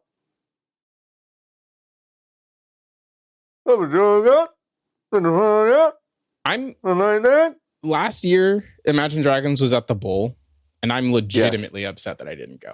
Like, I was thinking about this kind of recently. I wish I went. Like, I think that would have been a good time. Tickets were like $35. Really? I'm so fucking stupid. Like, I should have gone. Yeah, they were there for like 4 nights. And because they were there for 4 nights, every night the tickets were $8. You should have gone. Should have gone. Been good. Should have gone. Hey, folks, we played we played one thing this week. Well, I mean, I played a game. It's just not a game that I haven't talked about. Yeah, that's fair. I played Mouse PI for Hire this week. Okay, now I have a quick question. Was the mouse pointing the gun at you when he made you buy it? Like, why? For what? Oh, Nikki, I did not buy it. The wonderful people over at their PR group sent me a code when I asked for a code, and they gave me a code. Good. If you were like, I want to play Doom, but it's Cuphead, then that's it. They spent an unbelievable amount of money. Okay, so let me back up. This is a first-person shooter. You're doing some very basic run and gun style gameplay. You are a cartoon mouse. Mm-hmm. Everything is a cartoon mouse. Yes. Everything is kind of moving and breathing and moving like a fucking Steamboat Willie Cuphead cartoon from the 30s. Mm-hmm. They're 3D environments, and it's in black and white. It's kind of a cool effect, no doubt, for sure. The amount of money they spent on voice acting in this game is fucking crazy. Good for them. It's Troy Baker. Let me pull up the full mouse. I saw the fucking voice actors. I saw the list in the credits, and I was like, wow, y'all spent a lot of fucking money on this. Rhiannon Mushaw, Helen Phillips, who was, I believe, in Baldur's Gate 3, Cam Cornelius, who is a prolific voice actor, and then there was, of course, Troy Baker, who we mentioned, Fred Tatasciore, who is a prolific voice actor. Yeah, I believe so. Yes. Yeah, he's a Family Guy. No,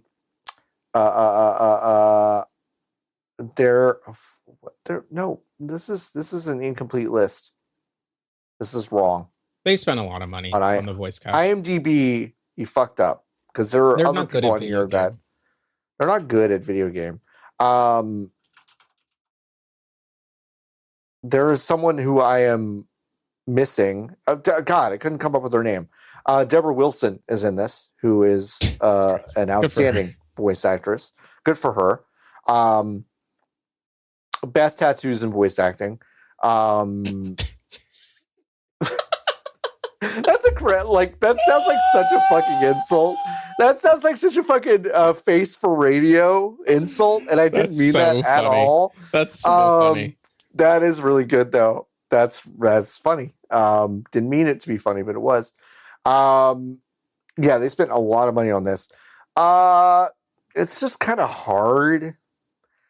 There's a lot of references in it. It's not. I mean, it's couldn't. Like, I imagine I like games that try to do something that are visually interesting. Mm-hmm. It is unfortunate that Cuphead has had such a actually kind of an incredibly indelible footprint on the past few years of just gaming art design discussion, where that anything that remotely looks like it just kind of evokes like the same memory, because I do like the fact that this is trying to do something different. You're moving around 3D space with these 2D models. Like I do like that, but I did find my couple hours with this to be a lot less interesting than I think it thinks it is. Sure. And yeah, not much else to say about it. It's a pretty shallow experience. Yeah, I could have told you that. Biggest criticism I definitely have for it is that there are health pickups and money pickups and ammo pickups. The hitbox for you to collect those things is basically like your entire butthole has to be just over right on it. Yeah, the stuff. It's really weird. It's strange. It just is a dissonance that doesn't make sense visually. So, Nikki, you are excited to play Tamagotchi Life 2, as am I. I thought that game came out next week. Nah, came out this week. I'm excited. I'll probably put you on. I'll probably put you on the island. I'll put you on the island.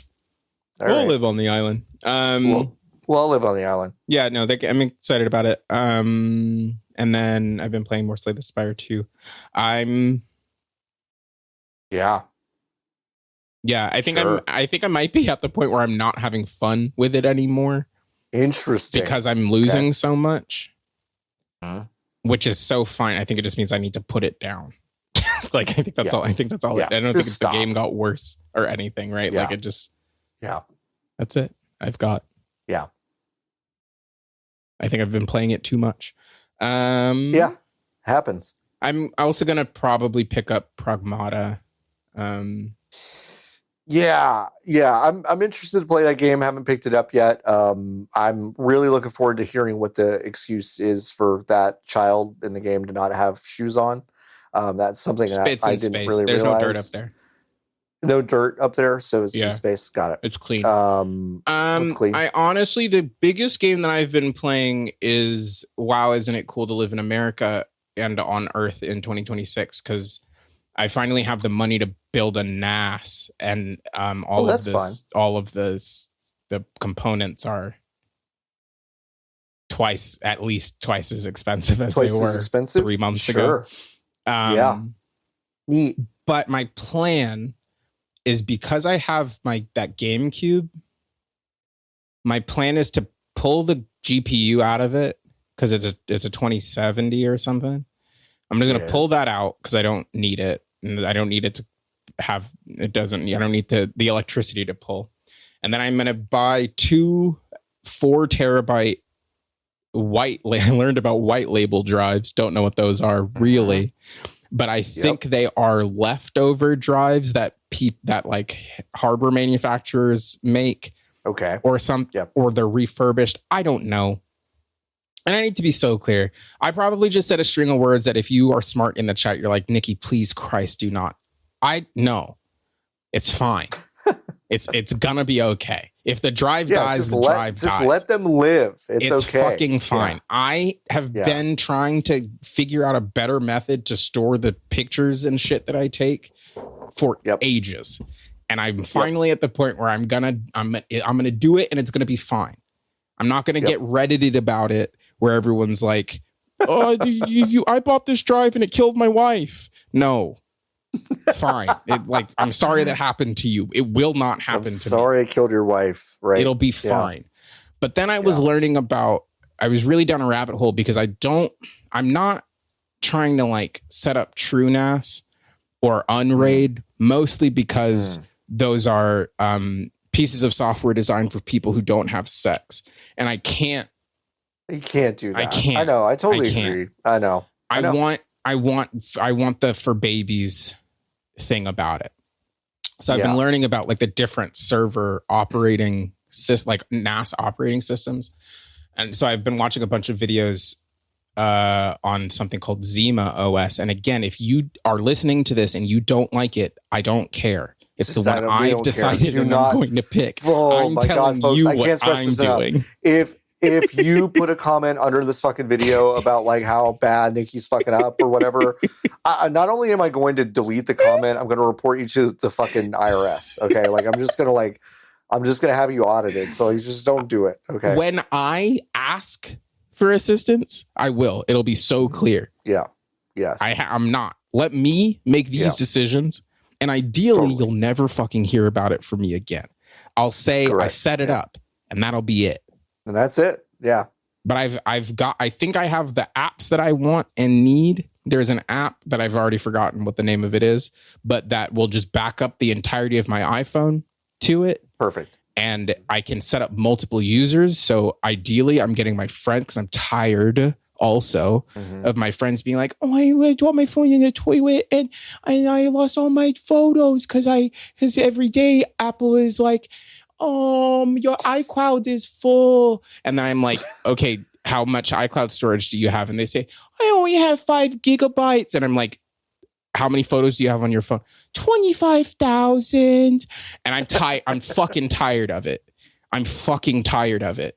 Okay. I cannot anymore. So I'm going to create multiple users on this fucking machine and tell them to download the app. And I will not have access to it. I'll show them how to log in, and everyone's going to be in their own little cave. Put their shit up there. Back up their 256 gigabyte iPhones. Yep. And when they next drop their phones in the goddamn toilet or get it stolen at a club, I'll be like, aren't you glad that I have it in my closet? You have friends that have their phones stolen at clubs. That's God, really, I think, John. I think that's might be the big differentiator. All the fucking time. Once a month, I know somebody whose phone gets stolen at a club. That might be the biggest single differentiator between us. I'm just I was like, we feel so close, even though we're a decade apart and have so many different experiences. And you're like, I know a lot of people that lose their phones at clubs. What? Wait a second. Whoa. Yeah. And it feels like it's my turn next. Right? Like it feels like it's my turn next. I've tempted. It's almost the 1 year anniversary. I know. I haven't been robbed in a while. Shit. I know. Let's keep it that way. But yeah, so that's my plan. When I ask for help, it will be very clear. It'll be, and that could be next week. when I'm in the Discord, and I'm like, in a very special episode of the VGBees podcast, and it's just Nikki with 90 minutes straight, just looking into the camera like they've been kidnapped by the fucking Taliban, asking you for help on how to actually set up a NAS correctly. Yeah. That's going to be sick. Right now, I think I have it. Okay. So you need to let me live. I was talking to someone. I promise we could move on. I was talking to someone. I was like, and this is a real thing, I feel. And this is why I'm so I think excited about this prospect, where I'm kind of going into it without really understanding what I'm doing. Sure. Is like, I have not felt like I've been using the computer in like 10 years. Like, like I like using the computer. I feel like I've been using the internet for a very long time, but I have not been on the computer or using the computer. And I'm like, I gotta. And I think this is a good way for me to. It's a multifaceted project that is going to take me a weekend. That I am going to sit down and do this. And by the end of it, I will hopefully, fingers crossed, God willing, have a computer that works to do the thing that I want it to do. And that's exciting to me. That is exciting. Anyway, that's the game I'm playing. That's a big thing. That's a big game. That is a big game. Speaking of big games, if you go to VGBees.com/join, you can join the Hive. If you join the Hive, you can go to the Hive section, where you can ask us a question every single week and we answer them on the show. My Hero Zero asks, what's the last mundane thing you have purchased that has brought you a lot of joy? Mundane. I bought a tea, like a loose leaf tea orb from OXO. Yeah. So it's metal and it's got the plastic end and you twist it and it does the thing. And I bought it because I got my roommate some loose leaf tea. And then I was like, oh wait, we don't actually have a tea guy. So I got us a tea guy. John, would you like to take a guess as to what day I found out that we already had a tea guy in the house? What day that was? The day after you bought this? It was the same day. It was the exact same day. Same day, sure. It was actually within the same, John, 10 minutes. That's fun. Because I opened the package and I said, oh, sick. And then I washed it in the sink and then I put it down on top of the other extant tea guy that we had that was inside of the cart in the kitchen. And I said, cool. So now we have two. Now both of us can have loose leaf tea at the same time. So it's fine. Two tea guys. Yeah. But I was like, but also awesome. Yeah. It's really, really good. I don't buy a lot of stuff. Me either, which has been so sick. I don't buy a lot of stuff. I'm really not buying things. I'm not anymore. buying stuff.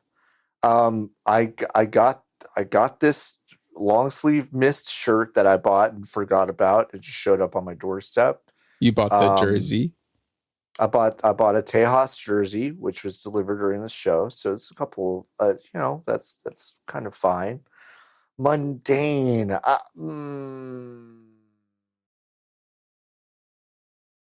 don't think I have anything. I bought Drano and it worked, and I was pretty amped about that.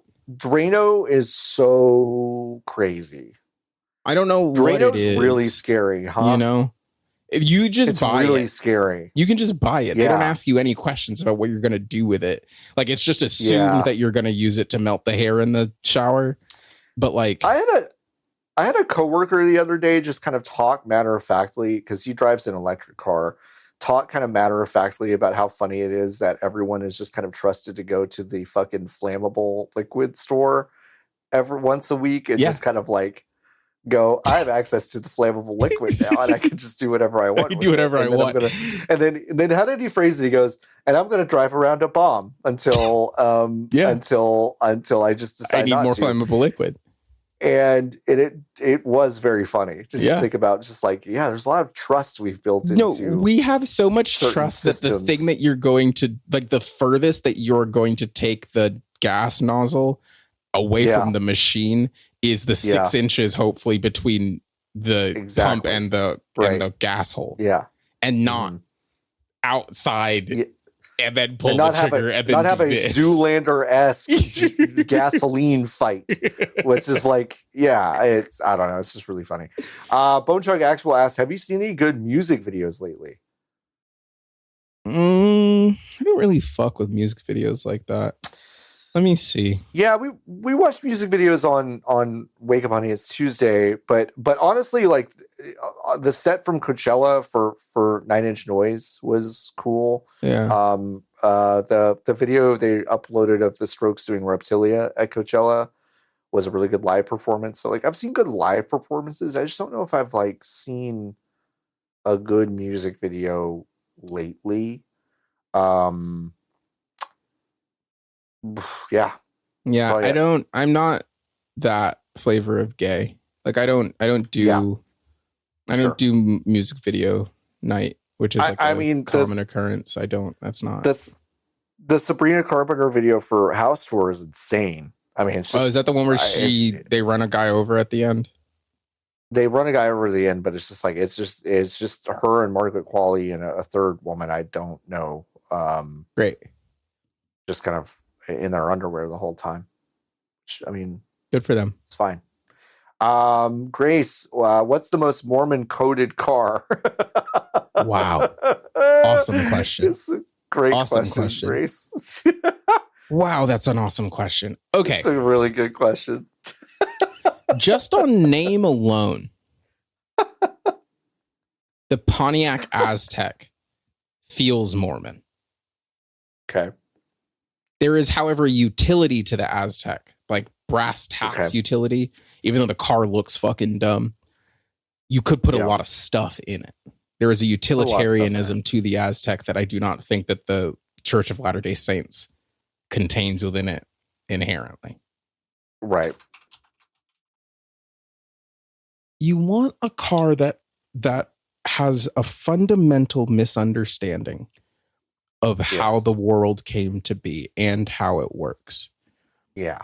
Yes. And is ostentatious and loud about the fact that they do not understand how the world came to be and how it works.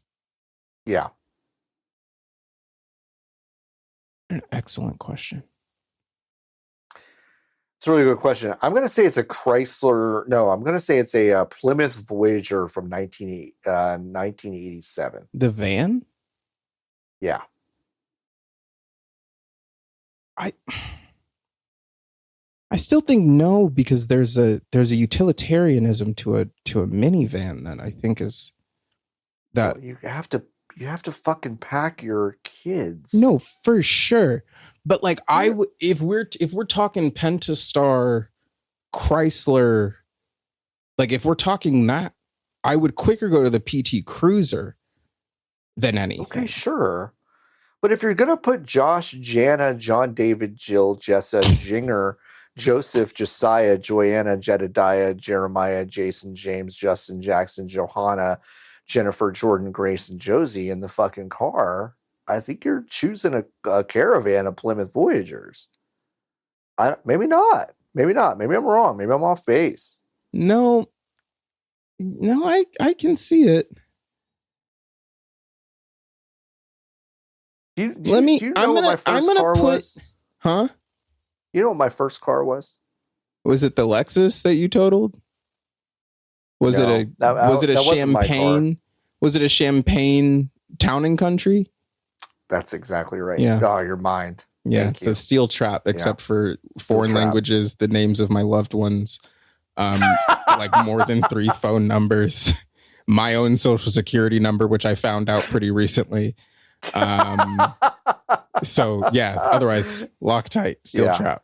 Yeah, it was a champagne colored Town and Country. I'm gonna say it's a PT Cruiser, but ask me again next week. A PT Cruiser is pretty. Did I tell you that I learned how to drive on a PT Cruiser? You did, yeah.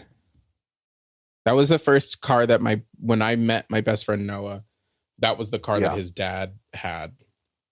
And I was like, at the time I was a child. I was like, this is one of the dumbest things in the entire world. Yeah. I don't understand it. So dumb. Joe Pica, otherwise a cool man. I don't know how he got so bad by whatever like criminal was like, you got to buy this PT Cruiser, Joe. Gotta buy it. Sphinx asking what? Oh no, sorry. My Hero Zero asking what is the least photogenic food?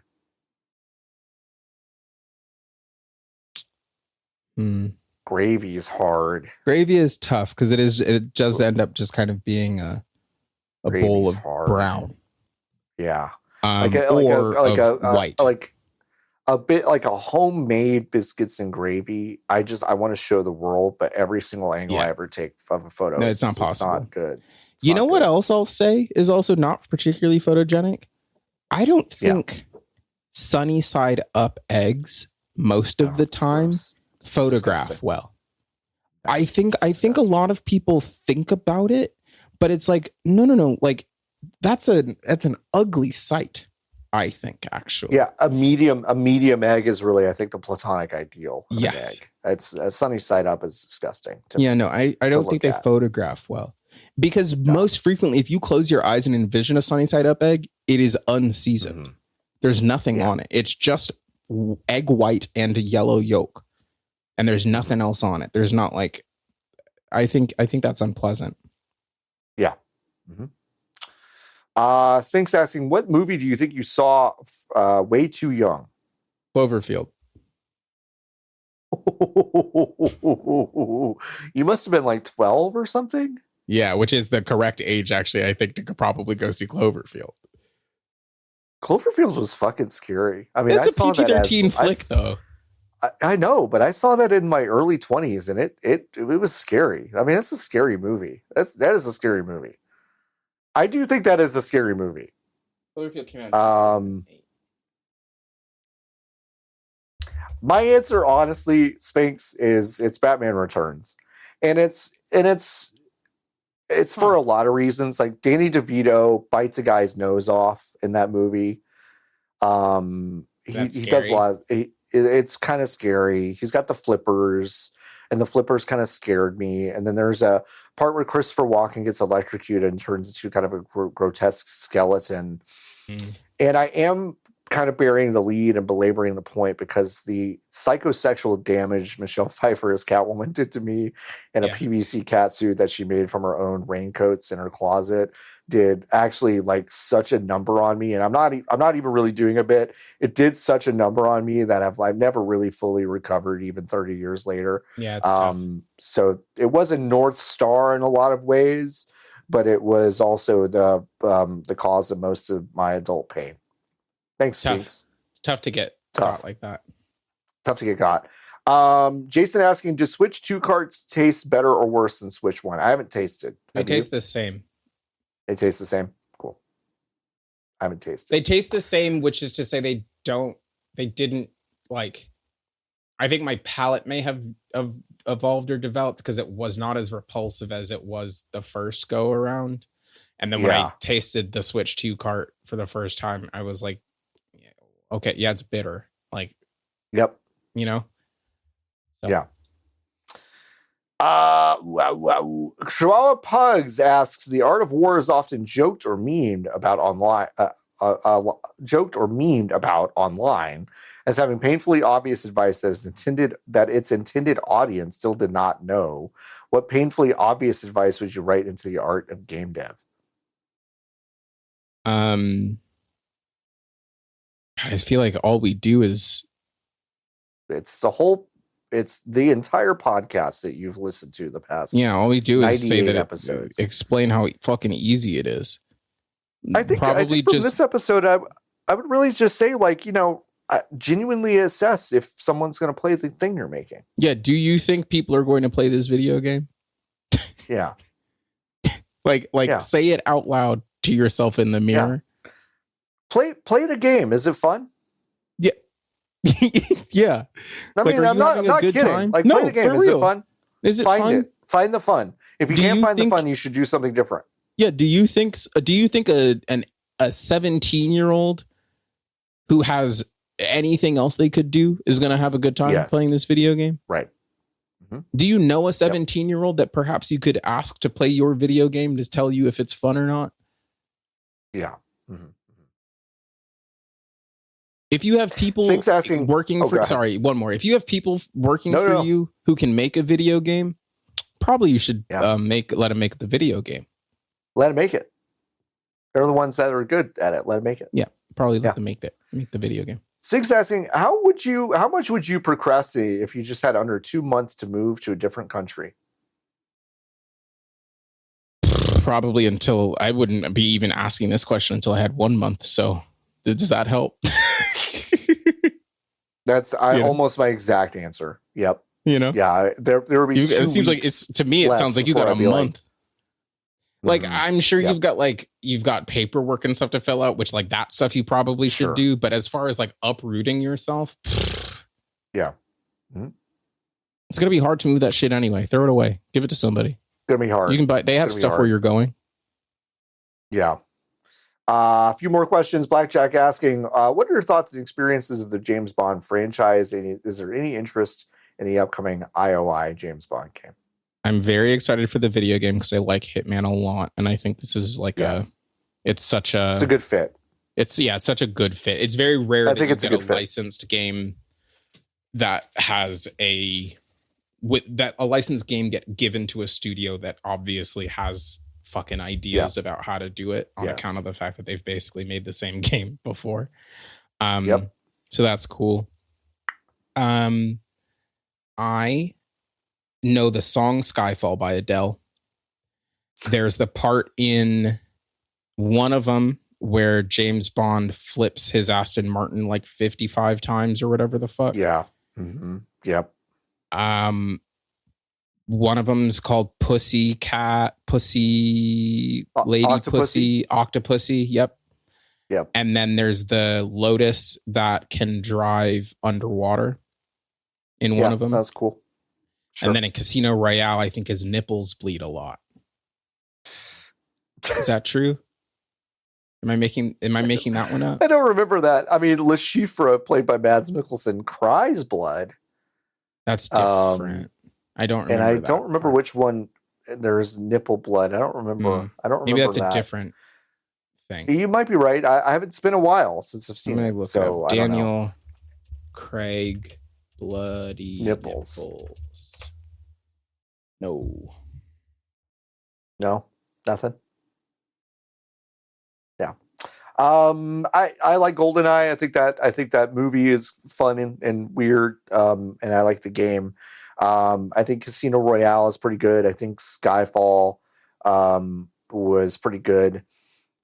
Spectre was really bad, but it did have a Radiohead song that they ultimately decided they rather would have Sam Smith sing instead of Radiohead. But Radiohead's the song that they wrote for it was really, really good. Radiohead's annoying or Sam Smith? Sam I know. They're so fucking annoying. I know. I'm excited for the same reasons that Nikki is. There was a Mission Impossible game for Nintendo 64 that had more elements to it that I wish modern James Bond games had, but it's actually turns out it's really similarly structured to the way Hitman is. So I think this is like a really good fit. I'm excited for this game. Like I'm Lovic for this video game. Lovic asks, how much money would it take for you to work for an AI company? Now, I want to stress real quick.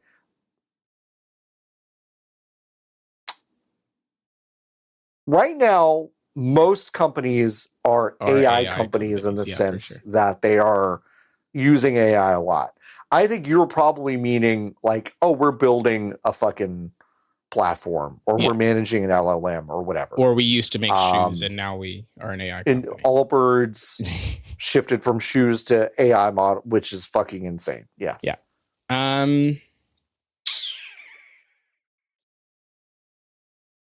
mean, like $300,000. I've said this so many times, folks.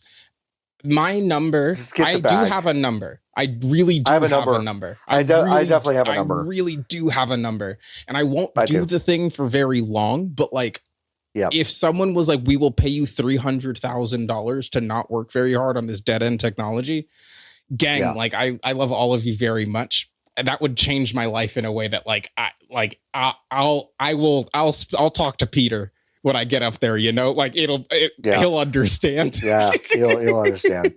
Yeah, it's like 3 to 5 for me. Like there is a number. No, there's a number. Sure. And it's like, again, I'm not doing it for longer than it takes to get me the full number. I am gonna go. Yeah. But like if I could do a thing for a year and make $350,000 and they'll give me health insurance, I am unfortunately, folks. As long as I'm not pulling the trigger, I'm gonna do it. Sorry. I know. Do you know where we live? I don't know. I'm in the same boat. Like it's not cool or sexy. Sorry. No, there is a number. There is a number though. There's a number. Charles Hart. Hi, Charles, asking, if you were a car, what would you be? And what car would you be offended someone could identify you as? That's awesome. Another 2 great car-based questions.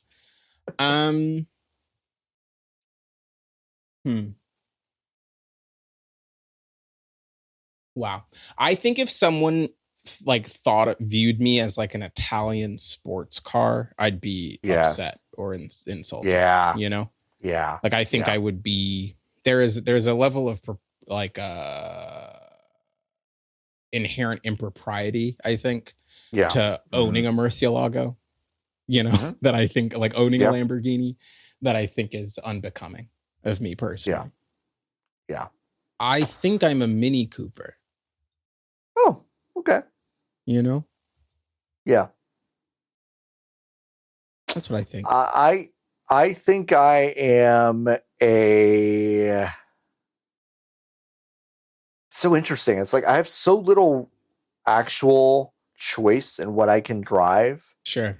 Yet I do kind of just feel like I'm a fucking minivan. I just do feel real. like that. That's real. I do feel like that. And what car would I be offended if someone? I mean, there's a really easy answer here, Charles, and it is like a Cybertruck. So, like, but I'm going to skip that answer, and I'm going to say I'd be pretty bummed if someone was like, "I think you're a Corvette." I think Corvettes I'd be pretty mad about that. I think Corvettes are cool. Dallas in the early 2000s, I did not have a good relationship. You don't like the catfishes. I think I didn't like them then, but I think I have much more respect for a catfish Camaro. Fair enough. Wait, sorry, did you say Corvette? Yeah. Oh yeah, I think I like the catfish Corvettes now. Okay. Sorry. That's fair. So actually, you're fucking wrong. I'm fucking wrong. That's right. Vash asks, what's the coolest number? Wait, if someone said that I was a Nissan Altima, I'd kill them. That's a good one. I agree with that. I would kill them. I agree with that. I would find the nearest Nissan Altima to put them underneath. Oh, if you said I was a Jeep Grand Cherokee, I'd feed you to the fucking hogs. Yeah. But however, a 1993 white Jeep regular Cherokee with tan leather interior. Call me. Yeah, different. Vash asks, what's the coolest number? Like, I really don't fuck with those guys. I don't think any of them are cool. I'm not a numerology person. Yeah. I don't know who is. I do know some people. A lot of triple sevens is fun to look at. It does kind of go crazy. Yeah. 777 is pretty good. 11 is pretty good. If only because it's like the fact that it just kind of goes back around is stupid. Just go back. Yeah, sure. Just put another one of the one you started. Just put another one. What are you talking about? Dumb. Yeah, it's dumb.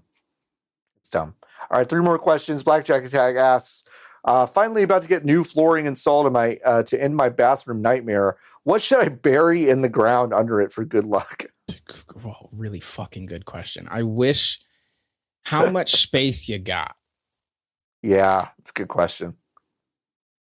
Let's assume. Oh man, there are so many good, delicious answers. Like, what if you just buried a typewriter under there? Yeah. And then when someone is like, "Why the fuck is there a typewriter buried under?" That's good. A time capsule, which honestly could even just be like in 3 or 4 plastic bags. You put objects into it and then put that in a thing, you know. But of people that you don't know, like pictures of people that have absolutely there's no rhyme or reason to why they are all in the same thing.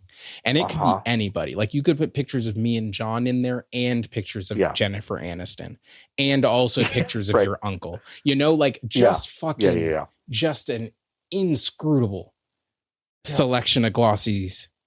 I think really would go crazy. And like a toothbrush, you know? Yeah. You gotta get weird. Good answers. Like you gotta get weird with it because you do have to assume that at some point someone's going to be like the fucking idiot who did these floors. What a dumbass. Yeah. And you want them to like, oh.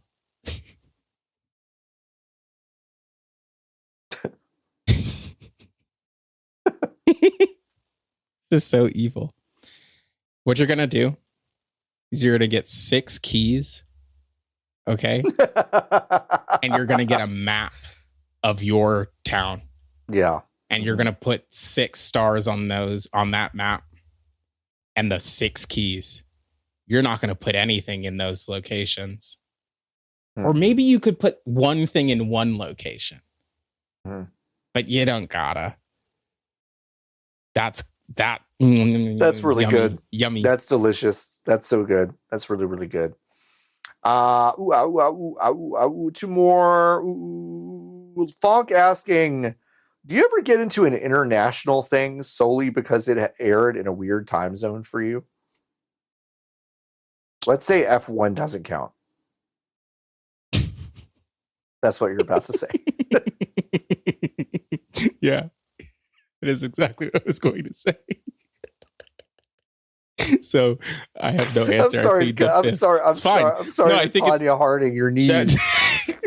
I like that. Sorry to Nancy Kerrigan, you. I'm trying to think, because I think that's the only other thing. For a while, I was like pretending that I was going to wake up and watch soccer, like British soccer. Yeah, sure.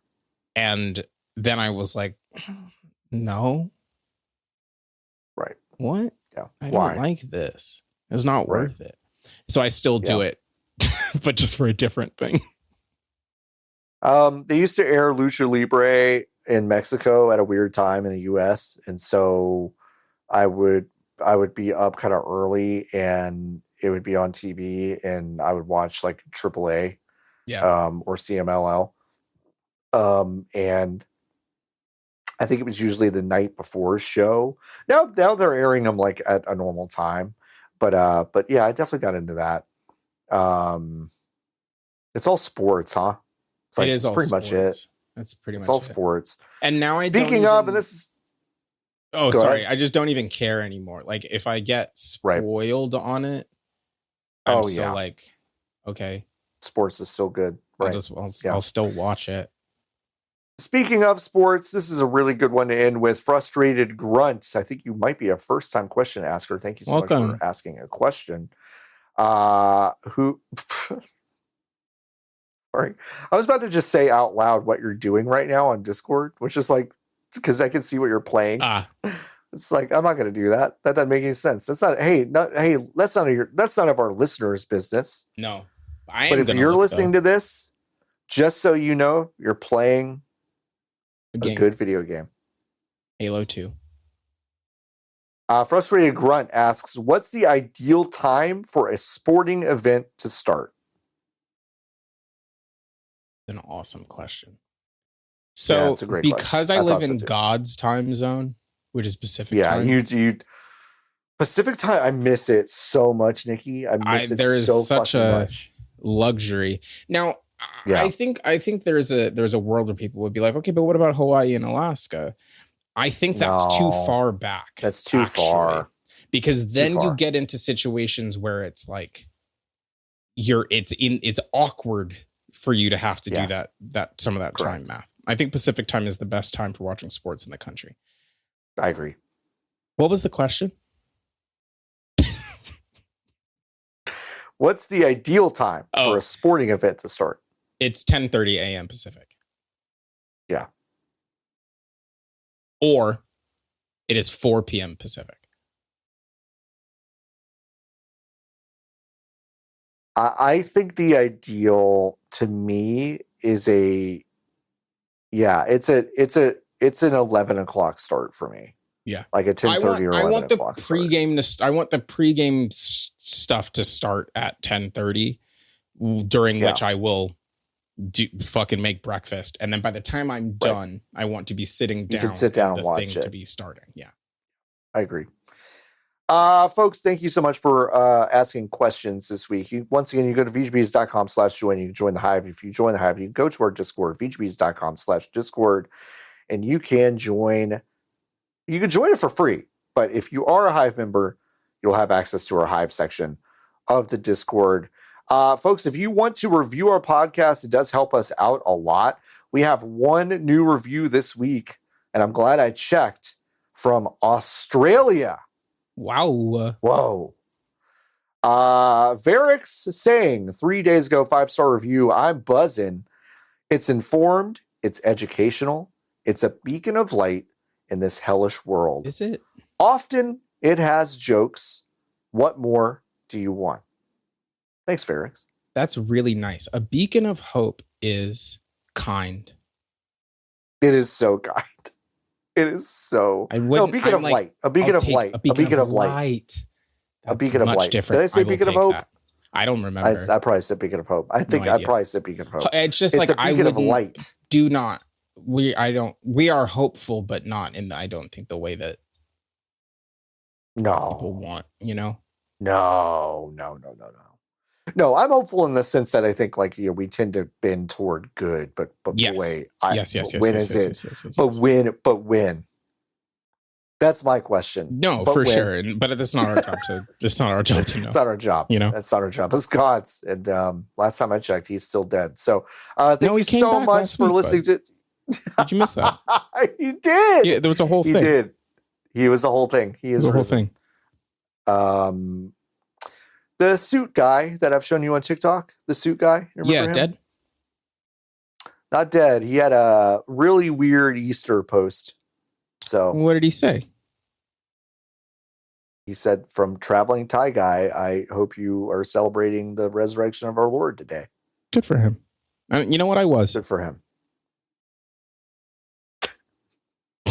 And you can too, folks. We are pivoting to Christ after this episode of the VGBees podcast. We will be back next week with episode 99 of the show. Lotus will be back. Wow. We're one episode away from episode 100. Then we're blowing the whole thing up. I'm just kidding. We're going to keep doing this for a while. Catch us at SGF. Nikki, do you have anything to plug? I didn't even ask. I don't think so. All right. Yeah, no. I mean, I don't know how many people who work for PR agencies that listen to this show, but like John said, we'll be there. So ask us to come see your video game.